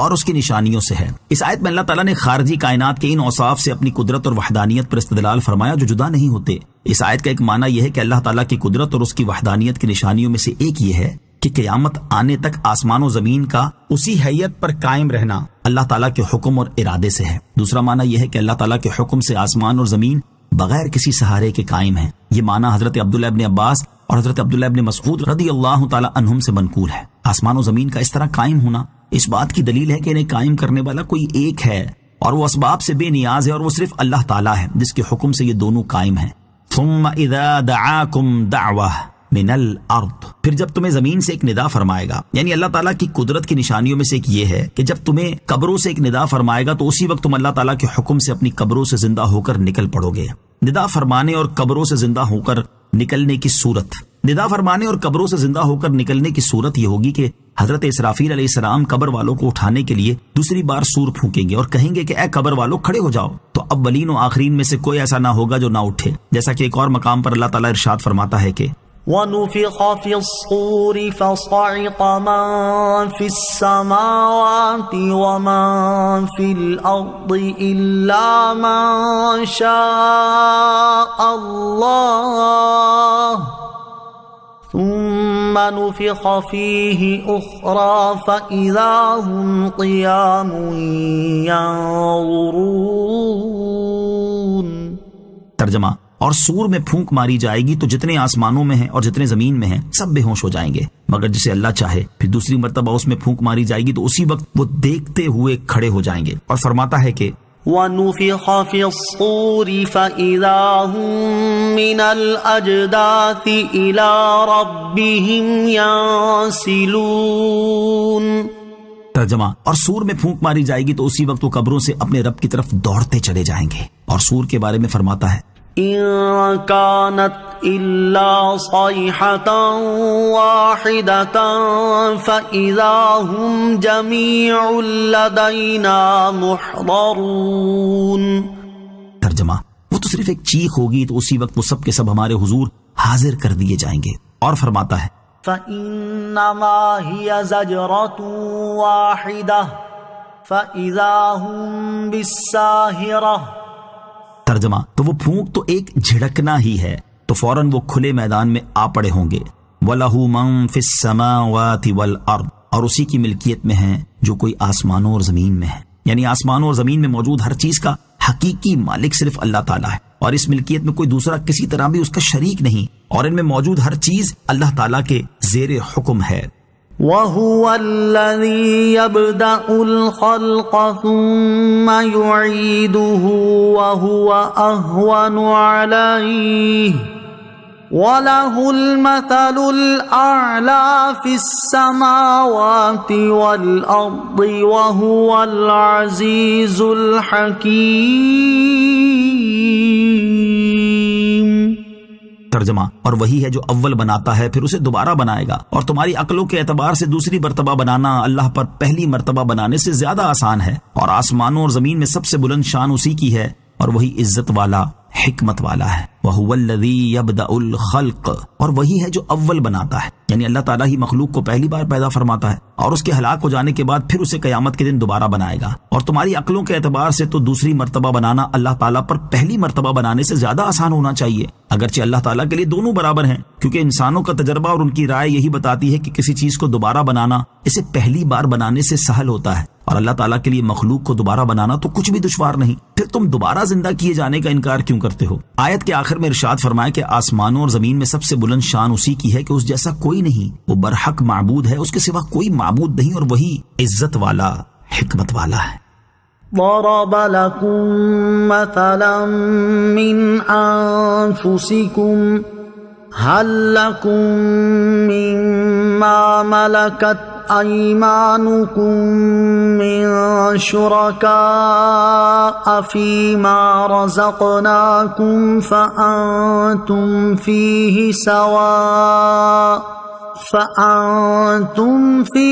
سواء تخافونهم كخيفتكم أنفسكم كذلك نفصل الآيات لقوم يعقلون. ترجمہ: اللہ نے تمہارے لیے خود تمہارے اپنے حال سے ایک مثال بیان فرمائی ہے، وہ یہ کہ ہم نے تمہیں جو رزق دیا ہے، کیا تمہارے غلاموں میں سے کوئی اس میں تمہارا اس طرح شریک ہے کہ تم اور وہ اس رزق میں برابر شریک ہو جاؤ؟ تم ان غلاموں کی شرکت سے اسی طرح ڈرتے ہو جیسے تم آپس میں ایک دوسرے سے ڈرتے ہو. ہم عقل والوں کے لیے اسی طرح مفصل نشانیاں بیان فرماتے ہیں. ضرب لکم مثلا من انفسکم، اللہ نے تمہارے لیے خود تمہارے اپنے حال سے ایک مثال بیان فرمائی ہے. اس آیت میں اللہ تعالیٰ نے ان لوگوں کے لیے ایک مثال بیان فرمائی ہے جو مخلوق میں سے کسی کو اللہ تعالیٰ کا شریک قرار دیتے ہیں. اس آیت کی ایک تفسیر یہ ہے کہ اے مشرکوں، اللہ تعالیٰ نے تمہارے لیے خود تمہارے اپنے حال سے ایک مثال بیان فرمائی ہے، اور وہ مثال یہ ہے کہ ہم نے تمہیں جو مال و دولت اور رزق دیا ہے، کیا تمہارے غلاموں میں سے کوئی اس میں تمہارا اس طرح شریک ہے کہ آقا اور غلام کو اس مال و متاع میں تصرف کرنے کا یکساں حق حاصل ہو، اور ایسا حق ہو کہ تم اپنے مال و متاع میں ان غلاموں کی اجازت کے پابند ہو، کہ ان کی اجازت کے بغیر تصرف کرنے سے اسی طرح ڈرو جیسے تم آپس میں ایک دوسرے کے مشترکہ مال میں بغیر اجازت تصرف کرنے سے ڈرتے ہو. دوسری تفسیر یہ ہے کہ اللہ تعالیٰ نے تمہارے لیے خود تمہارے اپنے حال سے ایک مثال بیان فرمائی ہے، اور وہ مثال یہ ہے کہ ہم نے تمہیں جو مال و اسباب دیا ہے، کیا تمہارے غلاموں میں سے کوئی اس میں تمہارا اس طرح شریک ہے کہ تم اور وہ اس مال و اسباب میں برابر کے شریک ہوں؟ حالانکہ تمہارا حال تو یہ ہے کہ تم اپنے مال و اسباب میں ان غلاموں کے شریک ہونے سے اسی طرح ڈرتے ہو جیسے تم آزاد لوگوں کے اپنے مال میں شریک ہونے سے ڈرتے ہو. خلاصہ یہ ہے کہ جب تم کسی صورت میں اپنے غلاموں کو اپنا شریک بنانا پسند نہیں کرتے تو اللہ تعالیٰ کی مخلوق کو اس کا شریک کیسے قرار دیتے ہو؟ حالانکہ جنہیں تم اپنا معبود قرار دیتے ہو وہ سب تو اس کے بندے اور مملوک ہیں. کذالک، اسی طرح، یعنی جس طرح ہم نے یہاں مفصل نشانی بیان فرمائی، اسی طرح ہم ان لوگوں کے لیے مفصل نشانیاں بیان کرتے ہیں جو اشیاء میں غور و فکر کرنے کے لیے اپنی عقل استعمال کرتے ہیں. نشانیوں کا تفصیلی بیان عمومی طور پر تو سب کے لیے ہے، البتہ عقل استعمال کرنے والوں کا بطور خاص اس لیے ذکر کیا گیا کہ یہی لوگ در حقیقت نشانیوں سے فائدہ اٹھاتے ہیں. بل اتبع الذين ظلموا أهواءهم بغير علم فمن يهدي من أضل الله وما لهم من ناصرين۔ ترجمہ، بلکہ ظالموں نے جہالت سے اپنی خواہشوں کی پیروی کی تو جس کو اللہ نے گمراہ کیا ہو اسے کون ہدایت دے سکتا ہے، اور ان کا کوئی مددگار نہیں۔ بل اتبع الذین ظلموا اہواءہم بغیر علم، بلکہ ظالموں نے جہالت سے اپنی خواہشوں کی پیروی کی، یعنی جن ظالموں نے اللہ تعالیٰ کا شریک ٹھہرایا انہوں نے جہالت سے اپنی خواہشوں کی پیروی کی اور کسی دلیل کے بغیر اللہ تعالیٰ کے لیے شریک ثابت کر دیا، تو جسے اللہ تعالیٰ نے گمراہ کر دیا ہو اسے کوئی ہدایت نہیں دے سکتا، اور مشرکوں کے لیے کوئی مددگار نہیں جو انہیں اللہ تعالیٰ کے عذاب سے بچا سکے۔ فَأَقِمْ وَجْهَكَ لِلدِّينِ حَنِيفًا فِطْرَةَ اللَّهِ الَّتِي فَطَرَ النَّاسَ عَلَيْهَا لا تبدیل لخلق اللہ ذالک الدین القیم ولکن اکثر الناس لا یعلمون۔ ترجمہ، تو ہر باطل سے الگ ہو کر اپنا چہرہ اللہ تعالیٰ کی اطاعت کے لیے سیدھا رکھو، یہ اللہ کی پیدا کی ہوئی فطرت ہے جس پر اس نے لوگوں کو پیدا کیا۔ اللہ کے بنائے ہوئے میں تبدیلی نہ کرنا یہی سیدھا دین ہے، مگر بہت سے لوگ نہیں جانتے۔ فَأَقِمْ وَجْهَكَ لِلدِّينِ حَنِيفًا، تو ہر باطل سے الگ ہو کر اپنا چہرہ اللہ کی اطاعت کے لیے سیدھا رکھو۔ اس آیت میں اللہ تعالیٰ نے اپنے حبیب علیہ الصلوۃ والسلام سے فرمایا کہ جب معاملہ واضح ہو گیا، اللہ تعالیٰ کی وحدانیت روز روشن کی طرح عیاں ہو چکی اور بہت سے مشرک اپنے ضد و عداوت کی وجہ سے ہدایت حاصل نہ کریں گے، تو آپ ان مشرکوں کی طرف کوئی التفات نہ فرمائیں اور اللہ تعالیٰ کے دین پر خلوص، استقامت اور استقلال کے ساتھ قائم رہیں۔ فطرۃ اللہ التی فطر الناس علیہا، اللہ کی پیدا کی ہوئی فطرت جس پر اس نے لوگوں کو پیدا کیا۔ اس آیت میں فطرت سے مراد دین اسلام ہے، اور معنی یہ ہے کہ اللہ تعالیٰ نے مخلوق کو ایمان پر پیدا کیا، جیسا کہ صحیح بخاری اور صحیح مسلم کی حدیث میں ہے، ہر بچہ فطرت پر پیدا کیا جاتا ہے، یعنی اسی عہد پر پیدا کیا جاتا ہے جو اللہ تعالیٰ نے ان سے الست بربکم فرما کر لیا ہے۔ تو دنیا میں جو بھی بچہ پیدا ہوتا ہے وہ اسی اقرار پر پیدا ہوتا ہے، اگرچہ بعد میں وہ اللہ تعالیٰ کے علاوہ کسی اور کی عبادت کرنے لگ جائے۔ بعض مفسرین کے نزدیک فطرت سے مراد خلقت ہے، اور معنی یہ ہے کہ اللہ تعالیٰ نے لوگوں کو توحید اور دین اسلام قبول کرنے کی صلاحیت کے ساتھ پیدا کیا ہے، اور فطری طور پر انسان نہ اس دین سے منہ موڑ سکتا ہے اور نہ ہی اس کا انکار کر سکتا ہے، کیونکہ یہ دین ہر اعتبار سے عقل سلیم سے ہم آہنگ اور صحیح فہم کے عین مطابق ہے، اور لوگوں میں سے جو گمراہ ہوگا وہ جنوں اور انسانوں کے شیاطین کے بہکانے سے گمراہ ہوگا۔ حضرت عیاض بن حمار رضی اللہ تعالیٰ عنہ سے روایت ہے، نبی اکرم صلی اللہ تعالیٰ علیہ وسلم نے ارشاد فرمایا، اللہ تعالیٰ فرماتا ہے، میں نے اپنے تمام بندوں کو اس حال میں پیدا کیا کہ وہ باطل سے دور رہنے والے تھے، بے شک ان کے پاس شیطان آئے اور ان کو دین سے پھیر دیا، اور جو چیزیں میں نے ان پر حلال کی تھی وہ انہوں نے ان پر حرام کر دی، اور ان کو میرے ساتھ شرک کرنے کا حکم دیا، حالانکہ میں نے اس شرک پر کوئی دلیل نازل نہیں کی۔ حضرت ابو ہریرہ رضی اللہ تعالیٰ عنہ سے روایت ہے، رسول اللہ صلی اللہ تعالیٰ علیہ وآلہ وسلم نے ارشاد فرمایا، ہر بچہ فطرت پر پیدا کیا جاتا ہے، پھر اس بچے کے ماں باپ اسے یہودی یا نصرانی یا مجوسی بنا لیتے ہیں۔ نوٹ، یاد رہے کہ دنیاوی احکام یا اخروی نجات میں فطری ایمان کا اعتبار نہیں بلکہ صرف شرعی ایمان معتبر ہے۔ لا تبدیل لخلق اللہ، اللہ کی بنائی ہوئی چیز میں تبدیلی نہ کرنا، اس کا ایک معنی یہ ہے کہ تم شرک کر کے اللہ تعالیٰ کے دین میں تبدیلی نہ کرو بلکہ اسی دین پر قائم رہو جس پر اس نے تمہیں پیدا کیا ہے۔ دوسرا معنی یہ ہے کہ اللہ تعالیٰ نے جس کامل خلقت پر تمہیں پیدا فرمایا ہے تم اس میں تبدیلی نہ کرو۔ ذالک الدین القیم، یہی سیدھا دین ہے، یعنی اللہ تعالیٰ کا دین ہی سیدھا دین ہے جس میں کوئی ٹیڑھا پن نہیں، مگر بہت سے لوگ اس کی حقیقت کو نہیں جانتے، تو اے لوگوں تم اسی دین پر قائم رہو۔ منیبین الیہ واتقوہ واقیموا الصلاۃ ولا تکونوا من المشرکین۔ ترجمہ، اس کی طرف توبہ کرتے ہوئے اور اس سے ڈرو اور نماز قائم رکھو اور مشرکوں میں سے نہ ہونا۔ منیبین الیہ، اس کی طرف توبہ کرتے ہوئے۔ اس آیت کا معنی یہ ہے کہ اللہ تعالیٰ کے دین پر قائم رہو اور اس کی طرف توبہ کرتے ہوئے اور اس کے احکامات پر عمل کرتے ہوئے اپنا چہرہ دین اسلام کے لیے سیدھا رکھو اور اس کی مخالفت کرنے سے ڈرو، اور نماز کی شرائط اور حقوق کی رعایت کرتے ہوئے وقت پر اسے ادا کرو، اور ایمان قبول کر لینے کے بعد اللہ تعالیٰ کے ساتھ شرک نہ کرو۔ من الذین فرقوا دینہم وکانوا شیعا کل حزب بما لدیہم فرحون۔ ترجمہ، ان لوگوں میں سے نہ ہونا جنہوں نے اپنے دین کو ٹکڑے ٹکڑے کر دیا اور خود گروہ گروہ بن گئے. ہر گروہ اس پر خوش ہے جو اس کے پاس ہے. من الذین فرقوا دینہم، ان لوگوں میں سے نہ ہونا جنہوں نے اپنے دین کو ٹکڑے ٹکڑے کر دیا، یعنی ان مشرک لوگوں میں سے نہ ہونا جنہوں نے معبود کے بارے میں اختلاف کر کے اپنے دین کو ٹکڑے ٹکڑے کر دیا اور خود گروہ گروہ بن گئے. ان میں سے ہر گروہ اپنے مذہب پر خوش ہے اور اپنے باطل کو حق گمان کرتا ہے. یاد رہے کہ اس آیت کا اسلامی فقہا کے اختلاف سے کچھ تعلق نہیں. حنفی، شافعی، مالکی اور حنبلی ہونا دین میں اختلاف نہیں بلکہ فروعی مسائل میں اختلاف ہے، اور یہ اختلاف بھی نفسانیت کی وجہ سے نہیں بلکہ تحقیق کی بنا پر ہے. البتہ اس آیت میں گمراہ فرقے ضرور داخل ہیں، خواہ وہ پرانے زمانے کے ہوں یا نئے زمانے کے. وَإِذَا مَسَّ النَّاسَ ضُرٌّ دَعَوْا رَبَّهُم مُنِيبِينَ إِلَيْهِ ثُمَّ إِذَا أَذَاقَهُم مِّنْهُ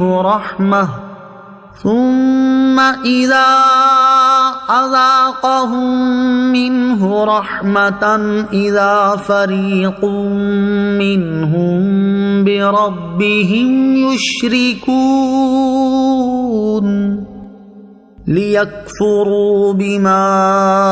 آتَيْنَاهُمْ فَتَمَتَّعُوا فَسَوْفَ تَعْلَمُونَ ام انزلنا علیہم سلطانا فہو یتکلم بما کانوا بہ یشرکون.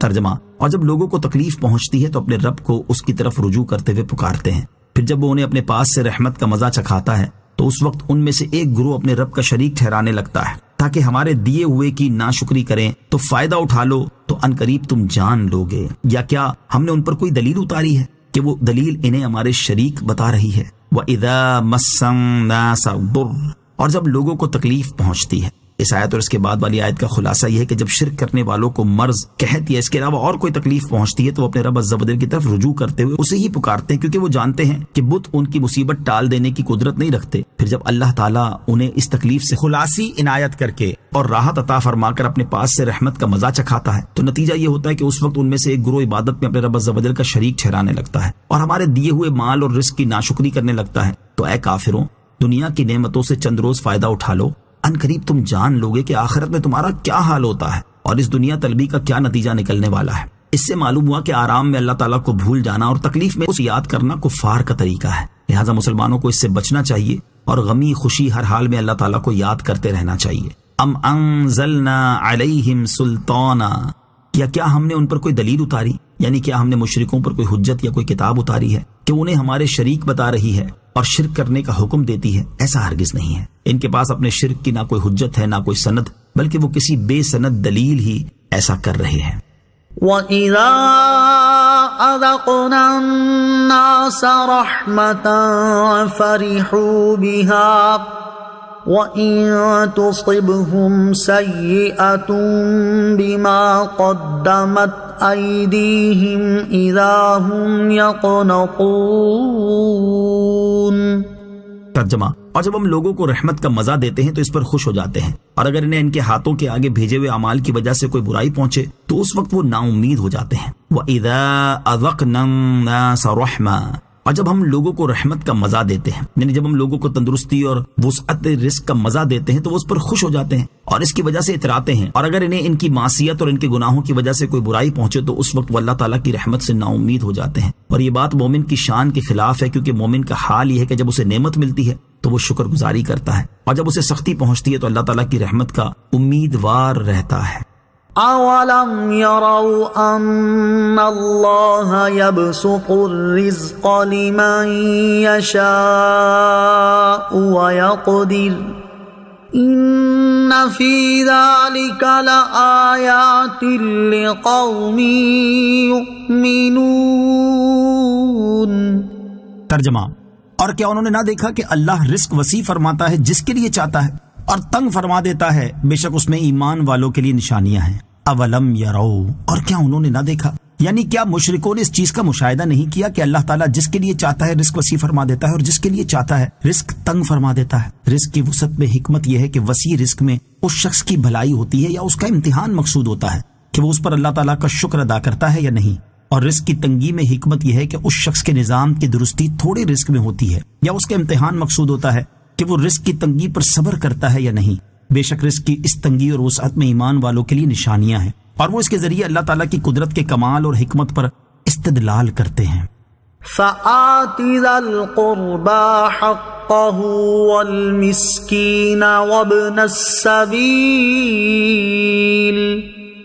ذلك خير للذين يريدون وجه الله وأولئك هم المفلحون۔ ترجمہ، تو رشتہ دار کو اس کا حق دو اور مسکین اور مسافر کو بھی، یہ ان لوگوں کے لیے بہتر ہے جو اللہ کی رضا چاہتے ہیں، اور وہی لوگ کامیاب ہونے والے ہیں۔ فآتی ذی القربى حقہ، تو رشتہ دار کو اس کا حق دو، یعنی اے وہ شخص جسے اللہ تعالیٰ نے وسیع رزق دیا، تم اپنے رشتہ دار کے ساتھ اس نے سلوک اور احسان کر کے اس کا حق دو، اور مسکین اور مسافر کو صدقہ دے کر اور مہمان نوازی کر کے ان کے حق بھی دو۔ رشتہ داروں، مسکینوں اور مسافروں کے حقوق ادا کرنا ان لوگوں کے لیے بہتر ہے جو اللہ تعالیٰ کی رضا چاہتے ہیں اور اللہ تعالیٰ سے ثواب کے طالب ہیں، اور وہی لوگ آخرت میں کامیاب ہونے والے ہیں۔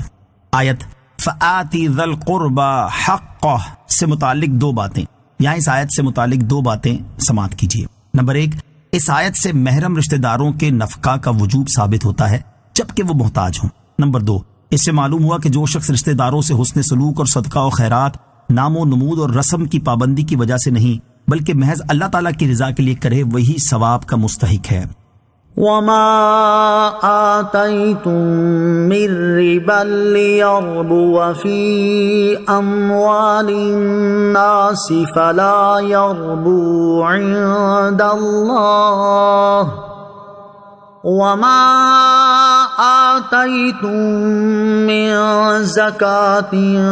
تريدون وجه الله فأولئك هم المضعفون۔ ترجمہ، اور جو مال تم لوگوں کو دو تاکہ وہ لوگوں کے مالوں میں بڑھتا رہے تو وہ اللہ کے نزدیک نہیں بڑھتا، اور جو تم اللہ کی رضا چاہتے ہوئے زکوٰۃ دیتے ہو تو وہی لوگ اپنے مال بڑھانے والے ہیں۔ وما آتیتم، اور جو مال تم لوگوں کو دو۔ ایک قول یہ ہے کہ اس آیت میں وہی سود مراد ہے جسے سورہ بقرہ کی آیت نمبر 279 میں حرام فرمایا گیا ہے، یعنی تم قرض دے کر جو سود لیتے ہو اور اپنے مالوں میں اضافہ کرتے ہو تو وہ اللہ تعالیٰ کے نزدیک اضافہ نہیں ہے۔ اور ایک قول یہ ہے کہ یہاں وہ تحفے مراد ہیں جو اس نیت سے دیے جاتے ہیں کہ جسے تحفہ دیا وہ اس سے زیادہ دے گا۔ چنانچہ مفسرین فرماتے ہیں کہ لوگوں کا دستور تھا کہ وہ دوست، احباب اور شناسائی رکھنے والوں کو یا اور کسی کو اس نیت سے ہدیہ دیتے تھے کہ وہ انہیں اس سے زیادہ دے گا۔ یہ جائز تو ہے لیکن اس پر ثواب نہ ملے گا اور اس میں برکت نہ ہوگی کیونکہ یہ عمل خالصتاً اللہ تعالیٰ کے لیے نہیں ہوا۔ نیوتا اور تحفہ دینے والوں کے لیے نصیحت۔ اس آیت میں ان لوگوں کے لیے بڑی نصیحت ہے جو شادی بیاہ وغیرہ پر اپنے عزیز رشتہ داروں یا دوست احباب کو نیوتا اور تحائف وغیرہ دیتے ہیں، لیکن اس سے ان کا مقصد اللہ تعالیٰ کی رضا حاصل کرنا نہیں ہوتا، بلکہ یا تو اس لیے دیتے ہیں کہ لوگ زیادہ دینے پر ان کی خوب تعریف کریں، یا اس لیے دیتے ہیں کہ خاندان میں ان کی ناک اونچی رہے، یا صرف اس لیے دیتے ہیں کہ انہیں 5 کے 10,000 ملے۔ ایسے لوگ ثواب کے مستحق نہیں ہیں۔ وما آتیتم من زکاة تریدون وجہ اللہ، اور جو تم اللہ کی رضا چاہتے ہوئے زکوٰۃ دیتے ہو، یعنی جو لوگ اللہ تعالیٰ کی رضا چاہتے ہوئے زکوٰۃ اور دیگر صدقات دیتے ہیں کہ اس سے بدلہ لینا مقصود ہوتا ہے نہ نام و نمود، تو انہی لوگوں کا اجر و ثواب زیادہ ہوگا اور انہیں ایک نیکی کا ثواب 10 گنا زیادہ دیا جائے گا۔ زکوٰۃ اور صدقات اللہ تعالیٰ کی رضا حاصل کرنے کے لیے دیے جائیں۔ معلوم ہوا کہ اپنے مال کی زکوٰۃ دی جائے یا دیگر نفلی صدقات نکالے جائیں، سب میں صرف اللہ تعالیٰ کی رضا مقصد ہونا چاہیے تاکہ اس پر انہیں کثیر اجر و ثواب ملے، اور یہ مقصد نہ ہو کہ اس کے بدلے میں زکوٰۃ لینے والا ان کی خوب آؤ بھگت کرے، ان کا خدمت گار بن کر رہے اور ان کا ہر کام ایک ہی اشارے پر بجا لائے، ہر وقت ان کا احسان مند رہے، لوگوں میں ان کے نام کا خوب چرچا ہو اور لوگ ان کے صدقات وغیرہ کی کثرت پر تعریفوں کے پل باندھیں۔ اگر اس مقصد سے زکوٰۃ اور صدقات وغیرہ دیے تو ثواب ملنا تو دور کی بات، الٹا اس کے گناہوں کا میٹر تیز ہو جاتا ہے۔ لہٰذا زکوٰۃ دی جائے یا صدقات بہر صورت صرف اللہ تعالیٰ کی رضا حاصل کرنے کے لیے ہو، اس کے علاوہ کوئی اور مقصد نہ ہو۔ نیز جو لوگ زکوٰۃ کے حقداروں کو زکوٰۃ اور صدقات وغیرہ دیتے ہیں اور یہ دعویٰ کرتے ہیں کہ وہ اللہ تعالیٰ کی رضا حاصل کرنے کے لیے ایسا کر رہے ہیں، پھر اگر انہیں ان لوگوں سے کوئی ذاتی کام پڑ جائے اور وہ کسی وجہ سے نہ کر پائیں یا کرنے سے انکار کر دیں تو یہ انہیں حقدار ہونے کے باوجود زکوٰۃ اور صدقات وغیرہ دینا بند کر دیتے ہیں کیونکہ وہ ان کا ذاتی کام نہیں کر سکے۔ ایسے حضرات اپنے دل کی حالت پر خود ہی غور کر لیں کہ اگر واقعی انہوں نے اللہ تعالیٰ کی رضا حاصل کرنے کے لیے زکوٰۃ اور صدقات دیے تھے تو ذاتی کام نہ ہو سکنے کی وجہ سے انہیں زکوٰۃ اور صدقات دینا بند کیوں کر رہے ہیں؟ ریاکاری بڑا نازک معاملہ ہے۔ بہت سے لوگ بے توجہی میں بھی اس کا شکار ہوتے ہیں، لہٰذا ہر شخص کو اپنے حال پر غور کرتے رہنا چاہیے۔ اللہ الذی خلقکم ثم رزقکم ثم یمیتکم ثم یحییکم هل من شرکائکم من یفعل من ذلکم من شیء سبحانہ وتعالی عما یشرکون۔ ترجمہ: اللہ ہی ہے جس نے تمہیں پیدا کیا، پھر تمہیں روزی دی، پھر تمہیں مارے گا، پھر تمہیں زندہ کرے گا۔ کیا تمہارے شریکوں میں بھی کوئی ایسا ہے جو ان کاموں میں سے کچھ کر سکے؟ اللہ ان کے شرک سے پاک اور بلند و بالا ہے۔ اللہ الذی خلقکم، اللہ ہی ہے جس نے تمہیں پیدا کیا۔ اس آیت کا خلاصہ یہ ہے کہ پیدا کرنا، روزی دینا، مارنا اور زندہ کرنا، یہ سب کام اللہ تعالیٰ ہی کے ہیں۔ تو کیا جن بتوں کو تم اللہ تعالیٰ کا شریک ٹھہراتے ہو ان میں بھی کوئی ایسا ہے جو ان میں سے کوئی کام کر سکے؟ جب اس کے جواب سے مشرکین عاجز ہو گئے اور انہیں دم مارنے کی مجال نہ ہوئی تو ارشاد فرمایا کہ اللہ تعالیٰ ان کے شرک سے پاک اور بلند و بالا ہے۔ ظہر الفساد فی البر والبحر بما کسبت ایدی الناس لیذیقہم بعض الذی عملوا لعلہم یرجعون۔ ترجمہ: خشکی اور تری میں فساد ظاہر ہو گیا ان برائیوں کی وجہ سے جو لوگوں کے ہاتھوں نے کمائیں، تاکہ اللہ انہیں ان کے بعض کاموں کا مزہ چکھائے تاکہ وہ باز آ جائیں۔ ظہر الفساد فی البر والبحر، خشکی اور تری میں فساد ظاہر ہو گیا، یعنی شرک اور گناہوں کی وجہ سے خشکی اور تری میں فساد، جیسے قحط سالی، بارش کا رک جانا، پیداوار کی قلت، کھیتیوں کی خرابی، تجارتوں کے نقصان، آدمیوں اور جانوروں میں موت، آتش زدگی کی کثرت، غرق اور ہر شے میں بے برکتی، طرح طرح کی بیماریاں، بے سکونی وغیرہ ظاہر ہو گئیں۔ اور ان پریشانیوں میں مبتلا ہونا اس لیے ہے تاکہ اللہ تعالیٰ انہیں آخرت سے پہلے دنیا میں ہی ان کے بعض برے کاموں کا مزہ چکھائے، تاکہ وہ کفر اور گناہوں سے باز آ جائیں اور ان سے توبہ کر لیں۔ پریشانیوں اور مصیبتوں میں مبتلا ہونے کا سبب اس آیت سے معلوم ہوا کہ گناہوں کی وجہ سے لوگ ہزاروں قسم کی پریشانیوں میں مبتلا ہو جاتے ہیں، اور صحیح احادیث سے بھی ثابت ہے کہ کسی قوم میں اعلانیہ بے حیائی پھیل جانے کی وجہ سے ان میں طاعون اور مختلف امراض عام ہو جاتے ہیں، ناپ تول میں کمی کرنے کی وجہ سے قحط آتا اور ظالم حاکم مقرر ہوتے ہیں،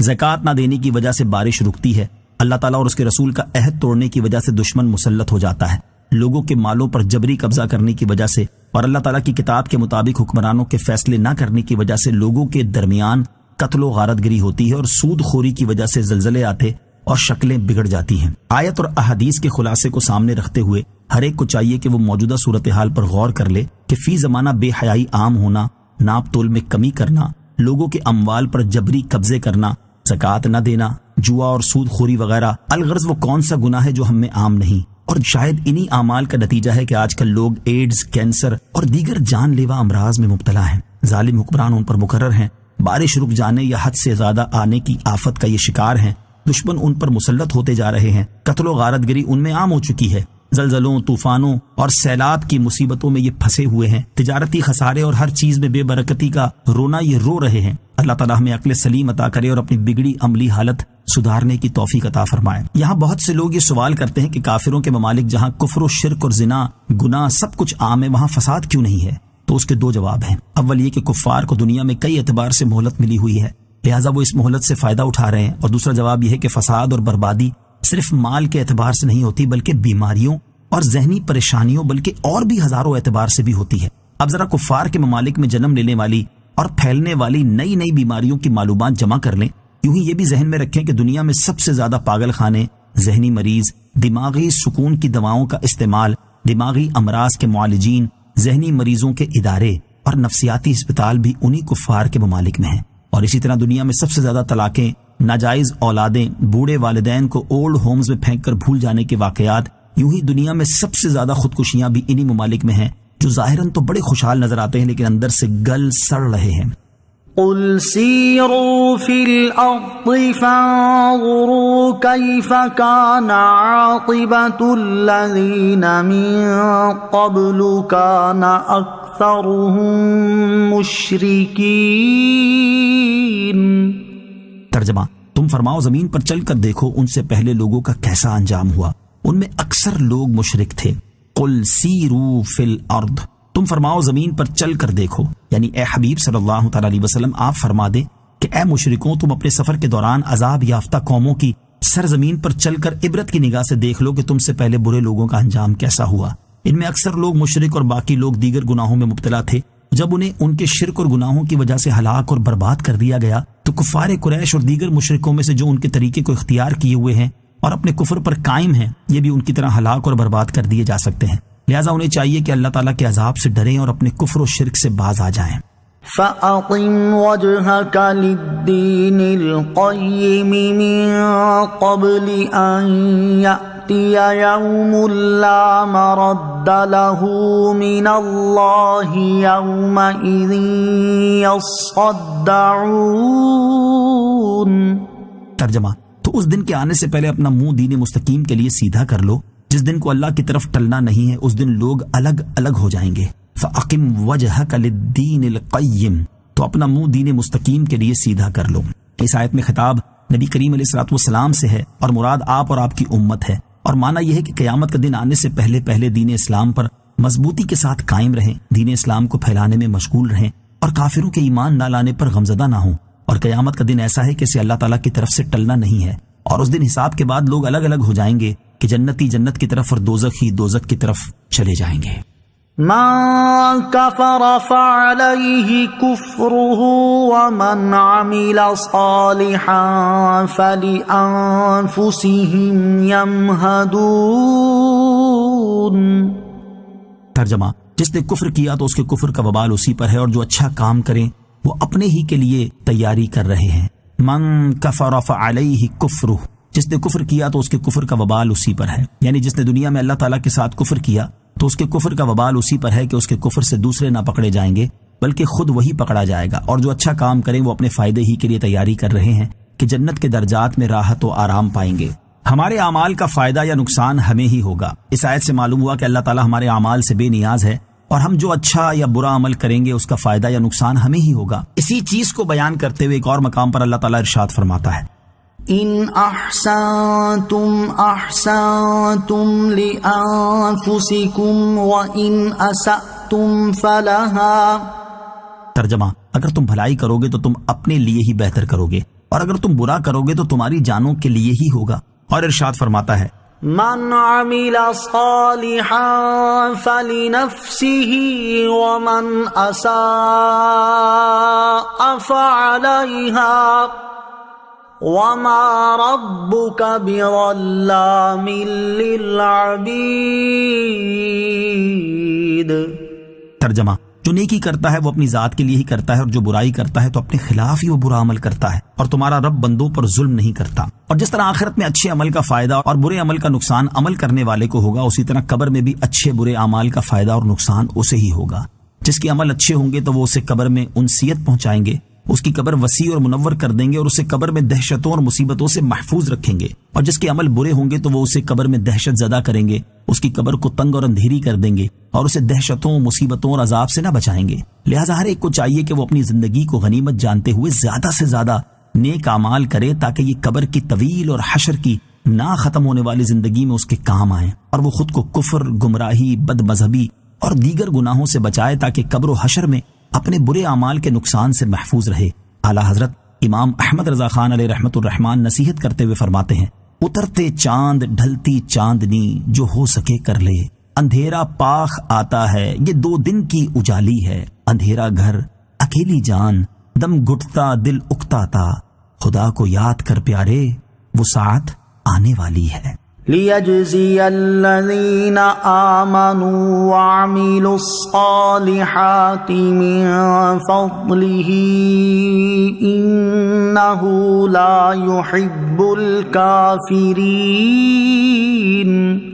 ترجمہ: تاکہ اللہ ان لوگوں کو اپنے فضل سے جزا عطا فرمائے جو ایمان لائے اور اچھے کام کیے، بے شک وہ کافروں کو پسند نہیں کرتا۔ لیجزی، تاکہ اللہ جزا عطا فرمائے۔ اس آیت کا ایک معنی یہ ہے کہ جو لوگ اچھا کام اور نیک عمل کر رہے ہیں وہ اپنے ہی فائدے کے لیے کر رہے ہیں، تاکہ اللہ تعالیٰ اپنے فضل سے نیک اعمال کرنے والے مسلمانوں کو جزا عطا فرمائے۔ دوسرا معنی یہ ہے کہ قیامت کے دن لوگوں کو اس لیے الگ الگ کر دیا جائے گا تاکہ اللہ تعالیٰ اپنے فضل سے ان لوگوں کو صلہ عطا فرمائے جنہوں نے ایمان قبول کیا اور نیک اعمال کیے۔ بے شک اللہ تعالیٰ کافروں کو پسند نہیں کرتا، بلکہ وہ کافر سے ناراض ہے اور اسے سخت سزا دے گا۔ نیک اعمال کی جزا ملنا محض اللہ تعالیٰ کا فضل ہے۔ اس سے معلوم ہوا کہ بندے کو اس کے نیک اعمال کا صلہ دینا اور نیک اعمال کے بدلے اسے ثواب اور جزا دینا اللہ تعالیٰ پر لازم نہیں، اور وہ نیک لوگوں کو ان کی نیکیوں کا جو بھی اجر عطا فرمائے گا وہ صرف اس کا فضل و کرم ہے۔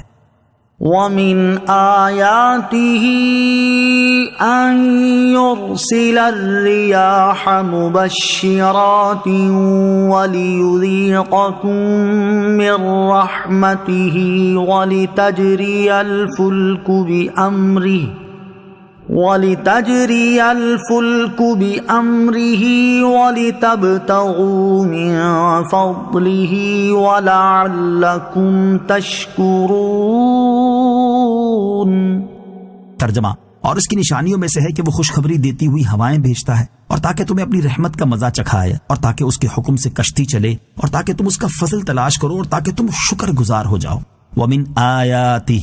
اور اس کی نشانیوں میں سے ہے۔ اس آیت کا خلاصہ یہ ہے کہ اللہ تعالیٰ کی وحدانیت اور قدرت کی نشانیوں میں سے ہے کہ وہ بارش اور پیداوار کی کثرت کی خوشخبری دیتی ہوئی ہوائیں بھیجتا ہے، اور وہ اس لیے ہوائیں بھیجتا ہے تاکہ تمہیں اپنی رحمت یعنی بارش کا مزہ چکھائے، اور وہ اس لیے ہوائیں بھیجتا ہے تاکہ ان کے ذریعے اللہ تعالیٰ کے حکم سے دریا میں کشتی چلے اور تم سمندری سفر کے ذریعے اس کا فضل یعنی رزق تلاش کرو، اور اس لیے کہ تم اللہ تعالیٰ کی نعمتوں کا حق مانو اور اس کی وحدانیت پر ایمان لا کر شکر گزار بندے بن جاؤ۔ وَلَقَدْ أَرْسَلْنَا مِن قَبْلِكَ رُسُلًا إِلَىٰ قَوْمِهِمْ فَجَاءُوهُم بِالْبَيِّنَاتِ فَانتَقَمْنَا مِنَ الَّذِينَ أَجْرَمُوا وَكَانَ حَقًّا عَلَيْنَا نَصْرُ الْمُؤْمِنِينَ۔ ترجمہ، اور بے شک ہم نے تم سے پہلے کتنے رسول ان کی قوم کی طرف بھیجے تو وہ ان کے پاس کھلی نشانیاں لائے، پھر ہم نے مجرموں سے انتقام لیا اور مسلمانوں کی مدد کرنا ہمارے ذمہ کرم پر ہے۔ وَلَقَدْ أَرْسَلْنَا مِن قَبْلِكَ رُسُلًا إِلَىٰ قَوْمِهِمْ، اور بے شک ہم نے تم سے پہلے کتنے رسول ان کی قوم کی طرف بھیجے، یعنی اے حبیب صلی اللہ تعالیٰ علیہ وسلم، جس طرح ہم نے آپ کو آپ کی قوم کی طرف بھیجا اسی طرح ہم نے آپ سے پہلے کتنے رسول ان کی قوم کی طرف بھیجے، اور جس طرح آپ اپنی قوم کے پاس کھلی نشانیاں لے کر آئے اسی طرح وہ رسول بھی اپنی قوموں کے پاس کھلی نشانیاں لائے، اور جو ان رسولوں کی رسالت کی تصدیق پر واضح دلیل تھی، لیکن ان کی قوم میں سے بعض لوگ ایمان لائے اور بعض نے کفر کیا، پھر ان رسولوں پر ایمان نہ لانے کی وجہ سے ہم نے مجرموں سے انتقام لیا کہ دنیا میں انہیں عذاب میں مبتلا کر کے ہلاک کر دیا۔ اور اے حبیب صلی اللہ تعالیٰ علیہ وسلم، مسلمانوں کو نجات دینا اور کافروں کو ہلاک کرنا ہمارے ذمہ کرم پر ہے۔ آیت کے آخری حصے میں نبی کریم علیہ الصلوۃ والسلام کو آخرت کی کامیابی اور دشمنوں پر فتح و نصرت کی بشارت دی گئی ہے۔ مسلمان بھائی کی آبرو بچانے کی فضیلت حضرت ابو درداء رضی اللہ تعالی عنہ سے روایت ہے، رسول کریم علیہ الصلوۃ والسلام نے ارشاد فرمایا، جو مسلمان اپنے بھائی کی آبرو بچائے گا اللہ تعالیٰ اسے قیامت کے دن جہنم کی آگ سے بچائے گا۔ یہ فرما کر سرکار دو عالم علیہ الصلوۃ والسلام نے یہ آیت تلاوت فرمائی، کان حقا علینا نصر المؤمنین۔ ترجمہ، مسلمانوں کی مدد کرنا ہمارے ذمہ کرم پر ہے۔ اللہ الذی یرسل الریاح فتثیر سحابا فیبسطه فی السماء کیف یشاء فَيَبْسُطُهُ فِي السَّمَاءِ كَيْفَ يَشَاءُ وَيَجْعَلُهُ كِسَفًا فَتَرَى الْوَدْقَ يَخْرُجُ مِنْ خِلَالِهِ فَإِذَا أَصَابَ بِهِ مَن يَشَاءُ مِنْ عِبَادِهِ إِذَا هُمْ يَسْتَبْشِرُونَ وَإِن كَانُوا مِن قَبْلِ أَن يُنَزَّلَ عَلَيْهِم مِّن قَبْلِهِ لَمُبْلِسِينَ۔ ترجمہ، اللہ ہی ہے جو ہواؤں کو بھیجتا ہے تو وہ ہوائیں بادل ابھارتی ہیں، پھر اللہ اس بادل کو آسمان میں جیسا چاہتا ہے پھیلا دیتا ہے، اور کبھی اسے ٹکڑے ٹکڑے کر دیتا ہے تو دیکھتا ہے کہ اس کے بیچ میں سے بارش نکلتی ہے، پھر جب اپنے بندوں میں سے جسے چاہتا ہے اس تک وہ بارش پہنچاتا ہے تو جبھی وہ خوش ہو جاتے ہیں، اگرچہ اس بارش کے اتارے جانے سے پہلے وہ بڑے نا امید ہوتے ہیں۔ اللہ الذی یرسل الریاح، اللہ ہی ہے جو ہواؤں کو بھیجتا ہے۔ اس آیت اور اس کے بعد والی آیت کا خلاصہ یہ ہے کہ اللہ تعالیٰ ہی اپنی حکمت کے موافق ہواؤں کو بھیجتا ہے تو وہ ہوائیں بادل اٹھا کر لاتی ہیں، پھر اللہ تعالیٰ اپنی مشیت کے مطابق کبھی اس بادل کو آسمان میں پھیلا دیتا ہے کہ ہر طرف بادل چھائے ہوتے ہیں اور کبھی اسے ٹکڑے ٹکڑے کر دیتا ہے کہ کہیں بادل اور کہیں خالی جگہ ہوتی ہے، اور اللہ تعالیٰ کے حکم سے اس بادل کے بیچ میں سے بارش نکلتی نظر آتی ہے۔ پھر جب اللہ تعالیٰ اپنے بندوں میں سے جن کے شہروں اور سرزمین کی طرف چاہتا ہے ان تک وہ بارش پہنچاتا ہے، اور جب بارش ہوتی ہے تو وہ بندے خوش ہو جاتے ہیں، حالانکہ اس بارش کے نازل کیے جانے سے پہلے وہ لوگ بارش ہونے سے بڑے نا امید ہو چکے ہوتے ہیں۔ فانظر إلى آثار رحمت اللہ کیف یحیی الارض بعد موتها ان ذلك لمحیی الموتى وهو على كل شيء قدیر۔ ترجمہ، تو اللہ کی رحمت کے نشانات دیکھو کہ وہ کس طرح زمین کو مردہ ہونے کے بعد زندہ کرتا ہے، بے شک وہ مردوں کو زندہ کرنے والا ہے اور وہ ہر شے پر قادر ہے۔ فانظر الی آثار رحمت اللہ، تو اللہ کی رحمت کے نشانات دیکھو۔ ارشاد فرمایا کہ اے لوگو، اللہ تعالیٰ کی رحمت یعنی بارش نازل ہونے پر مرتب ہونے والے نشانات دیکھو کہ بارش زمین کو سیراب کرتی ہے، پھر اس سے سبزہ نکلتا ہے، سبزے سے پھل پیدا ہوتے ہیں اور پھلوں میں غذائیت ہوتی ہے، اور اس سے جانداروں کے جسمانی نظام کو مدد پہنچتی ہے۔ اور یہ دیکھو کہ اللہ تعالیٰ یہ سبزے اور پھل پیدا کر کے کس طرح خشک ہو جانے والی زمین کو سرسبز و شاداب بنا دیتا ہے، اور جس نے خشک زمین کو سرسبز کر دیا وہ بے شک مردوں کو زندہ کرے گا، اور وہ ہر اس چیز پر قادر ہے جو اس کی قدرت کے تحت آنے کی صلاحیت رکھتی ہے۔ وَلَئِنْ أَرْسَلْنَا رِيحًا فَرَأَوْهُ مُصْفَرًّا لَظَلُّوا مِنْ بَعْدِهِ يَكْفُرُونَ۔ ترجمہ، اور اگر ہم کوئی ہوا بھیجیں جس سے وہ کھیتی کو زرد دیکھیں تو ضرور اس کے بعد ناشکری کرنے لگیں گے۔ وَلَئِنْ أَرْسَلْنَا رِيحًا، اور اگر ہم کوئی ہوا بھیجیں۔ اس سے پہلی آیات میں بیان ہوا کہ بارش رک جانے سے لوگ مایوس ہو جاتے ہیں اور بارش ہوتی دیکھ کر خوش ہو جاتے ہیں، اور اس آیت میں بیان فرمایا کہ ان کی حالت ہمیشہ نہیں رہتی، بلکہ اگر ہم کوئی ایسی ہوا بھیجیں جو کھیتی اور سبزے کے لیے نقصان دہ ہو، پھر وہ کھیتی کو سرسبز و شاداب ہونے کے بعد زرد دیکھیں تو ضرور کھیتی زرد ہونے کے بعد ناشکری کرنے لگیں گے اور پہلی نعمت سے بھی مکر جائیں گے۔ مراد یہ ہے کہ ان لوگوں کی حالت یہ ہے کہ جب انہیں رحمت پہنچتی ہے، رزق ملتا ہے تو وہ خوش ہو جاتے ہیں، اور جب کوئی سختی آتی ہے، کھیتی خراب ہوتی ہے تو پہلی نعمتوں سے بھی مکر جاتے ہیں، حالانکہ انہیں چاہیے تو یہ تھا کہ وہ اللہ تعالیٰ پر توکل کرتے، اور جب نعمت پہنچتی تو شکر بجا لاتے، اور جب بلا آتی تو صبر کرتے اور دعا و استغفار میں مشغول ہو جاتے۔ فَإِنَّكَ لَا تُسْمِعُ الْمَوْتَى وَلَا تُسْمِعُ الصُّمَّ الدُّعَاءَ إِذَا وَلَّوْا مُدْبِرِينَ۔ ترجمہ، پس بے شک تم مردوں کو نہیں سنا سکتے اور نہ بہروں کو پکار سنا سکتے ہو جب وہ پیٹھ دے کر پھریں۔ فَإِنَّكَ لَا تُسْمِعُ الْمَوْتَى، پس بے شک تم مردوں کو نہیں سنا سکتے۔ اس آیت میں اللہ تعالیٰ اپنے حبیب اکرم سرور دو عالم صلی اللہ تعالی علیہ وآلہ وسلم کو تسلی دیتے ہوئے فرماتا ہے کہ آپ صلی اللہ تعالی علیہ وآلہ وسلم ان کافروں کی محرومی اور ان کے ایمان نہ لانے پر رنجیدہ نہ ہوں، کیونکہ جن کے دل مر چکے اور ان سے کسی طرح حق بات کو قبول کرنے کی توقع نہیں رہی، آپ انہیں حق بات نہیں سنا سکتے۔ اسی طرح جو لوگ حق بات سننے سے بہرے ہوں، اور بہرے بھی ایسے کہ پیٹھ دے کر پھر گئے اور ان سے کسی طرح سمجھنے کی امید نہیں، تو آپ ان بہروں کو حق کی کوئی پکار نہیں سنا سکتے۔ اس آیت سے بعض لوگوں نے مردوں کے نہ سننے پر استدلال کیا ہے، مگر یہ استدلال صحیح نہیں، کیونکہ یہاں مردوں سے مراد موت کا شکار ہونے والے لوگ نہیں، بلکہ مردہ دل کفار مراد ہے، جن کے دل مرے ہوئے ہیں، جو دنیاوی زندگی تو رکھتے ہیں مگر واعظ و نصیحت سے فائدہ حاصل نہیں کرتے، اس لیے انہیں مردوں سے تشبیہ دی گئی، کیونکہ مردے عمل کے مقام سے گزر گئے ہوتے ہیں اور وہ واعظ و نصیحت سے فائدہ حاصل نہیں کر سکتے ہیں۔ لہٰذا اس آیت سے مردوں کے نہ سننے پر دلیل پیش کرنا درست نہیں، اور بکثرت احادیث سے مردوں کا سننا اور اپنی قبروں پر زیارت کے لیے آنے والوں کو پہچاننا ثابت ہے۔ نوٹ، اس کے بارے میں مزید تفصیل سورہ نمل کی آیت نمبر 80 اور 81 کے تحت مذکور تفسیر میں سماعت فرمائیں۔ وَمَا أَنْتَ بِهَادِ الْعُمْيِ عَنْ ضَلَالَتِهِمْ إِن تُسْمِعُ إِلَّا مَنْ يُؤْمِنُ بِآيَاتِنَا فَهُمْ مُسْلِمُونَ۔ ترجمہ، اور نہ تم اندھوں کو ان کی گمراہی سے سیدھا راستہ دکھا سکتے ہو، تو تم اسی کو سنا سکتے ہو جو ہماری آیتوں پر ایمان لاتے ہیں، پھر وہ فرما بردار ہیں۔ وَمَا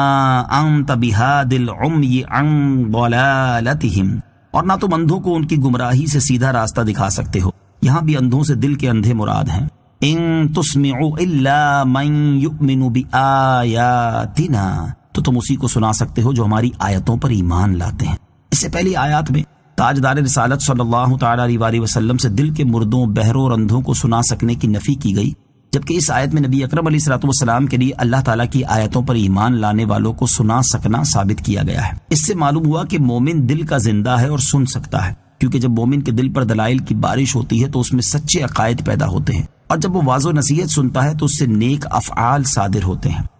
اللہ الذی خلقکم من ضعف ثم جعل من بعد ضعف قوة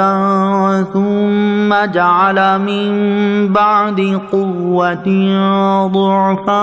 وشیبہ يخلق ما يشاء وهو العليم القدير۔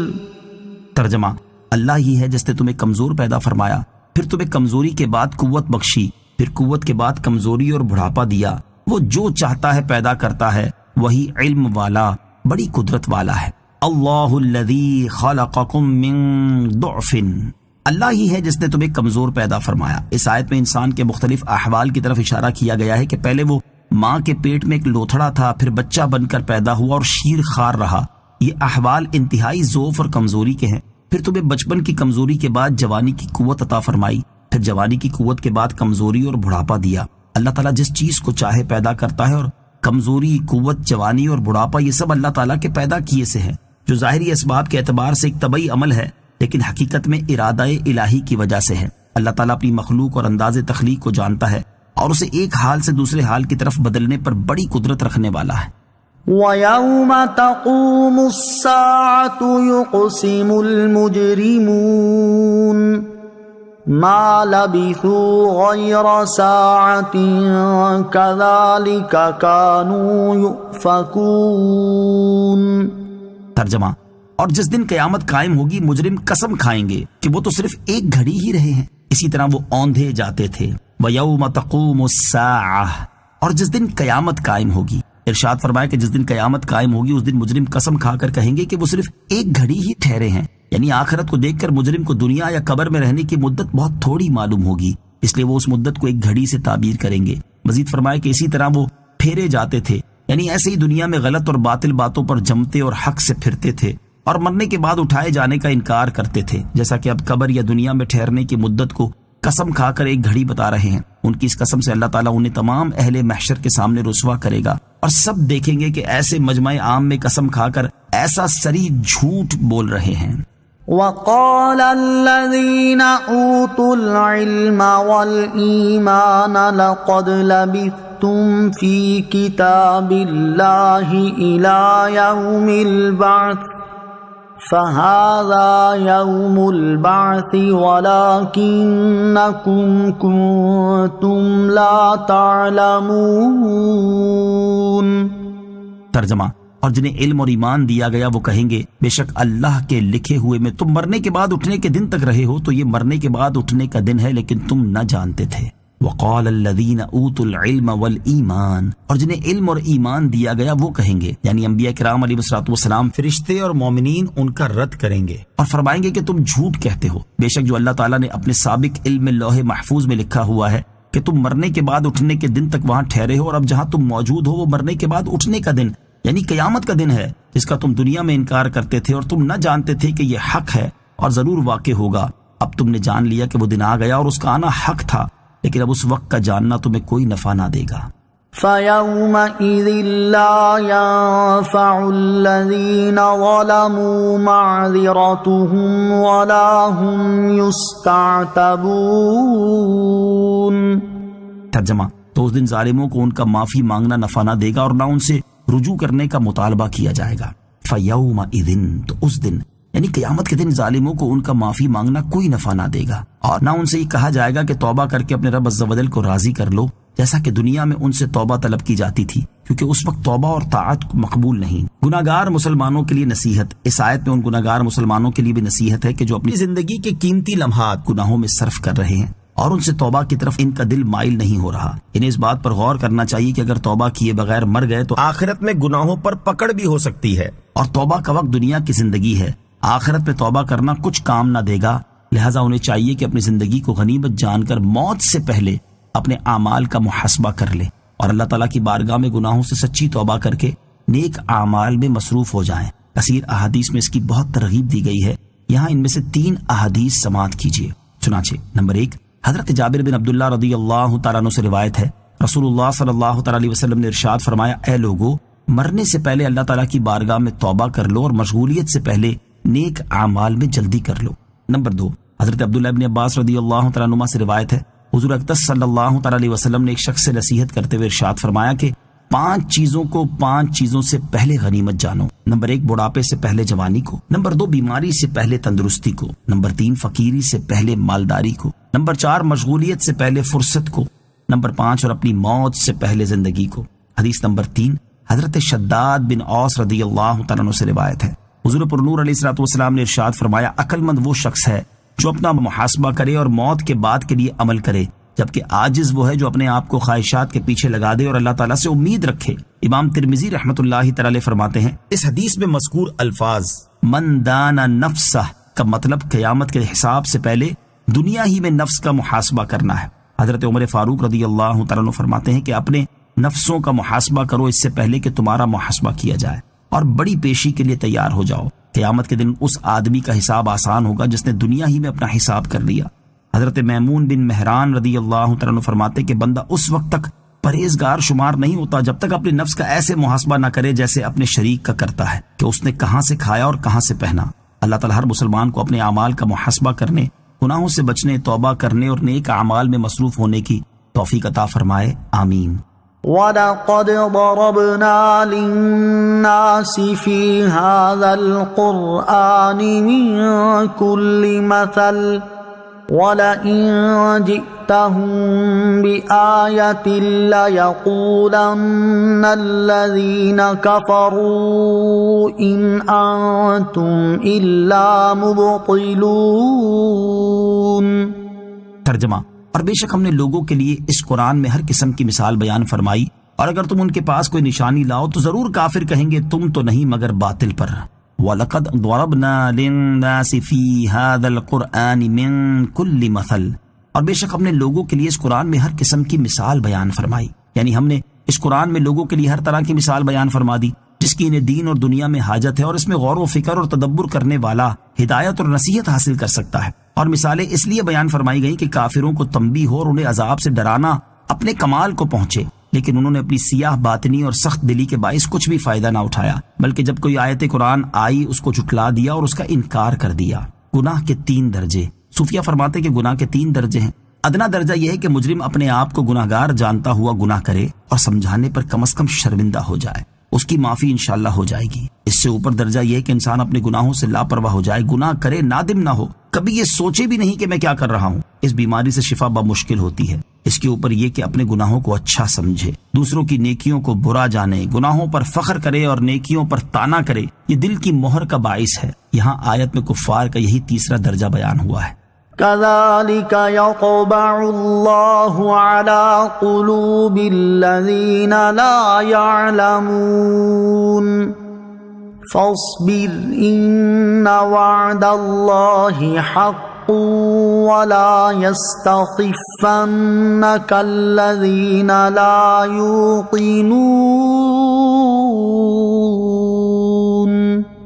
ترجمہ، اسی طرح اللہ جاہلوں کے دلوں پر مہر لگا دیتا ہے، تو صبر کرو، بے شک اللہ کا وعدہ سچا ہے اور یقین نہ کرنے والے تمہیں تیش پر نہ ابھاریں۔ کذالک، اسی طرح، یعنی جس طرح ان لوگوں کے دلوں پر مہر لگا دی، اسی طرح ان جاہلوں کے دلوں پر بھی اللہ تعالیٰ مہر لگا دیتا ہے، جن کے بارے میں جانتا ہے کہ وہ گمراہی اختیار کریں گے اور حق والوں کو باطل پر بتائیں گے۔ فاصبر، تو صبر کرو، یعنی اے حبیب صلی اللہ تعالی علیہ وآلہ وسلم، آپ ان کفار کی ایذا اور عداوت پر صبر کریں۔ بے شک آپ علیہ الصلوۃ والسلام کی مدد فرمانے کا اور دین اسلام کو تمام دینوں پر غالب کرنے کا اللہ تعالیٰ نے جو وعدہ فرمایا وہ سچا ہے، اور یہ وعدہ ضرور پورا ہوگا۔ اور یہ لوگ جنہیں آخرت کا یقین نہیں ہے اور قیامت کے دن دوبارہ زندہ کیے جانے اور حساب کے منکر ہیں، ان کی شدتیں اور ان کے انکار اور کی نالائق حرکات آپ علیہ الصلوۃ والسلام کے لیے تیش اور رنج کا باعث نہ ہوں، اور ایسا نہ ہو کہ آپ علیہ الصلوۃ والسلام ان کے حق میں عذاب کی دعا کرنے میں جلدی فرما دیں۔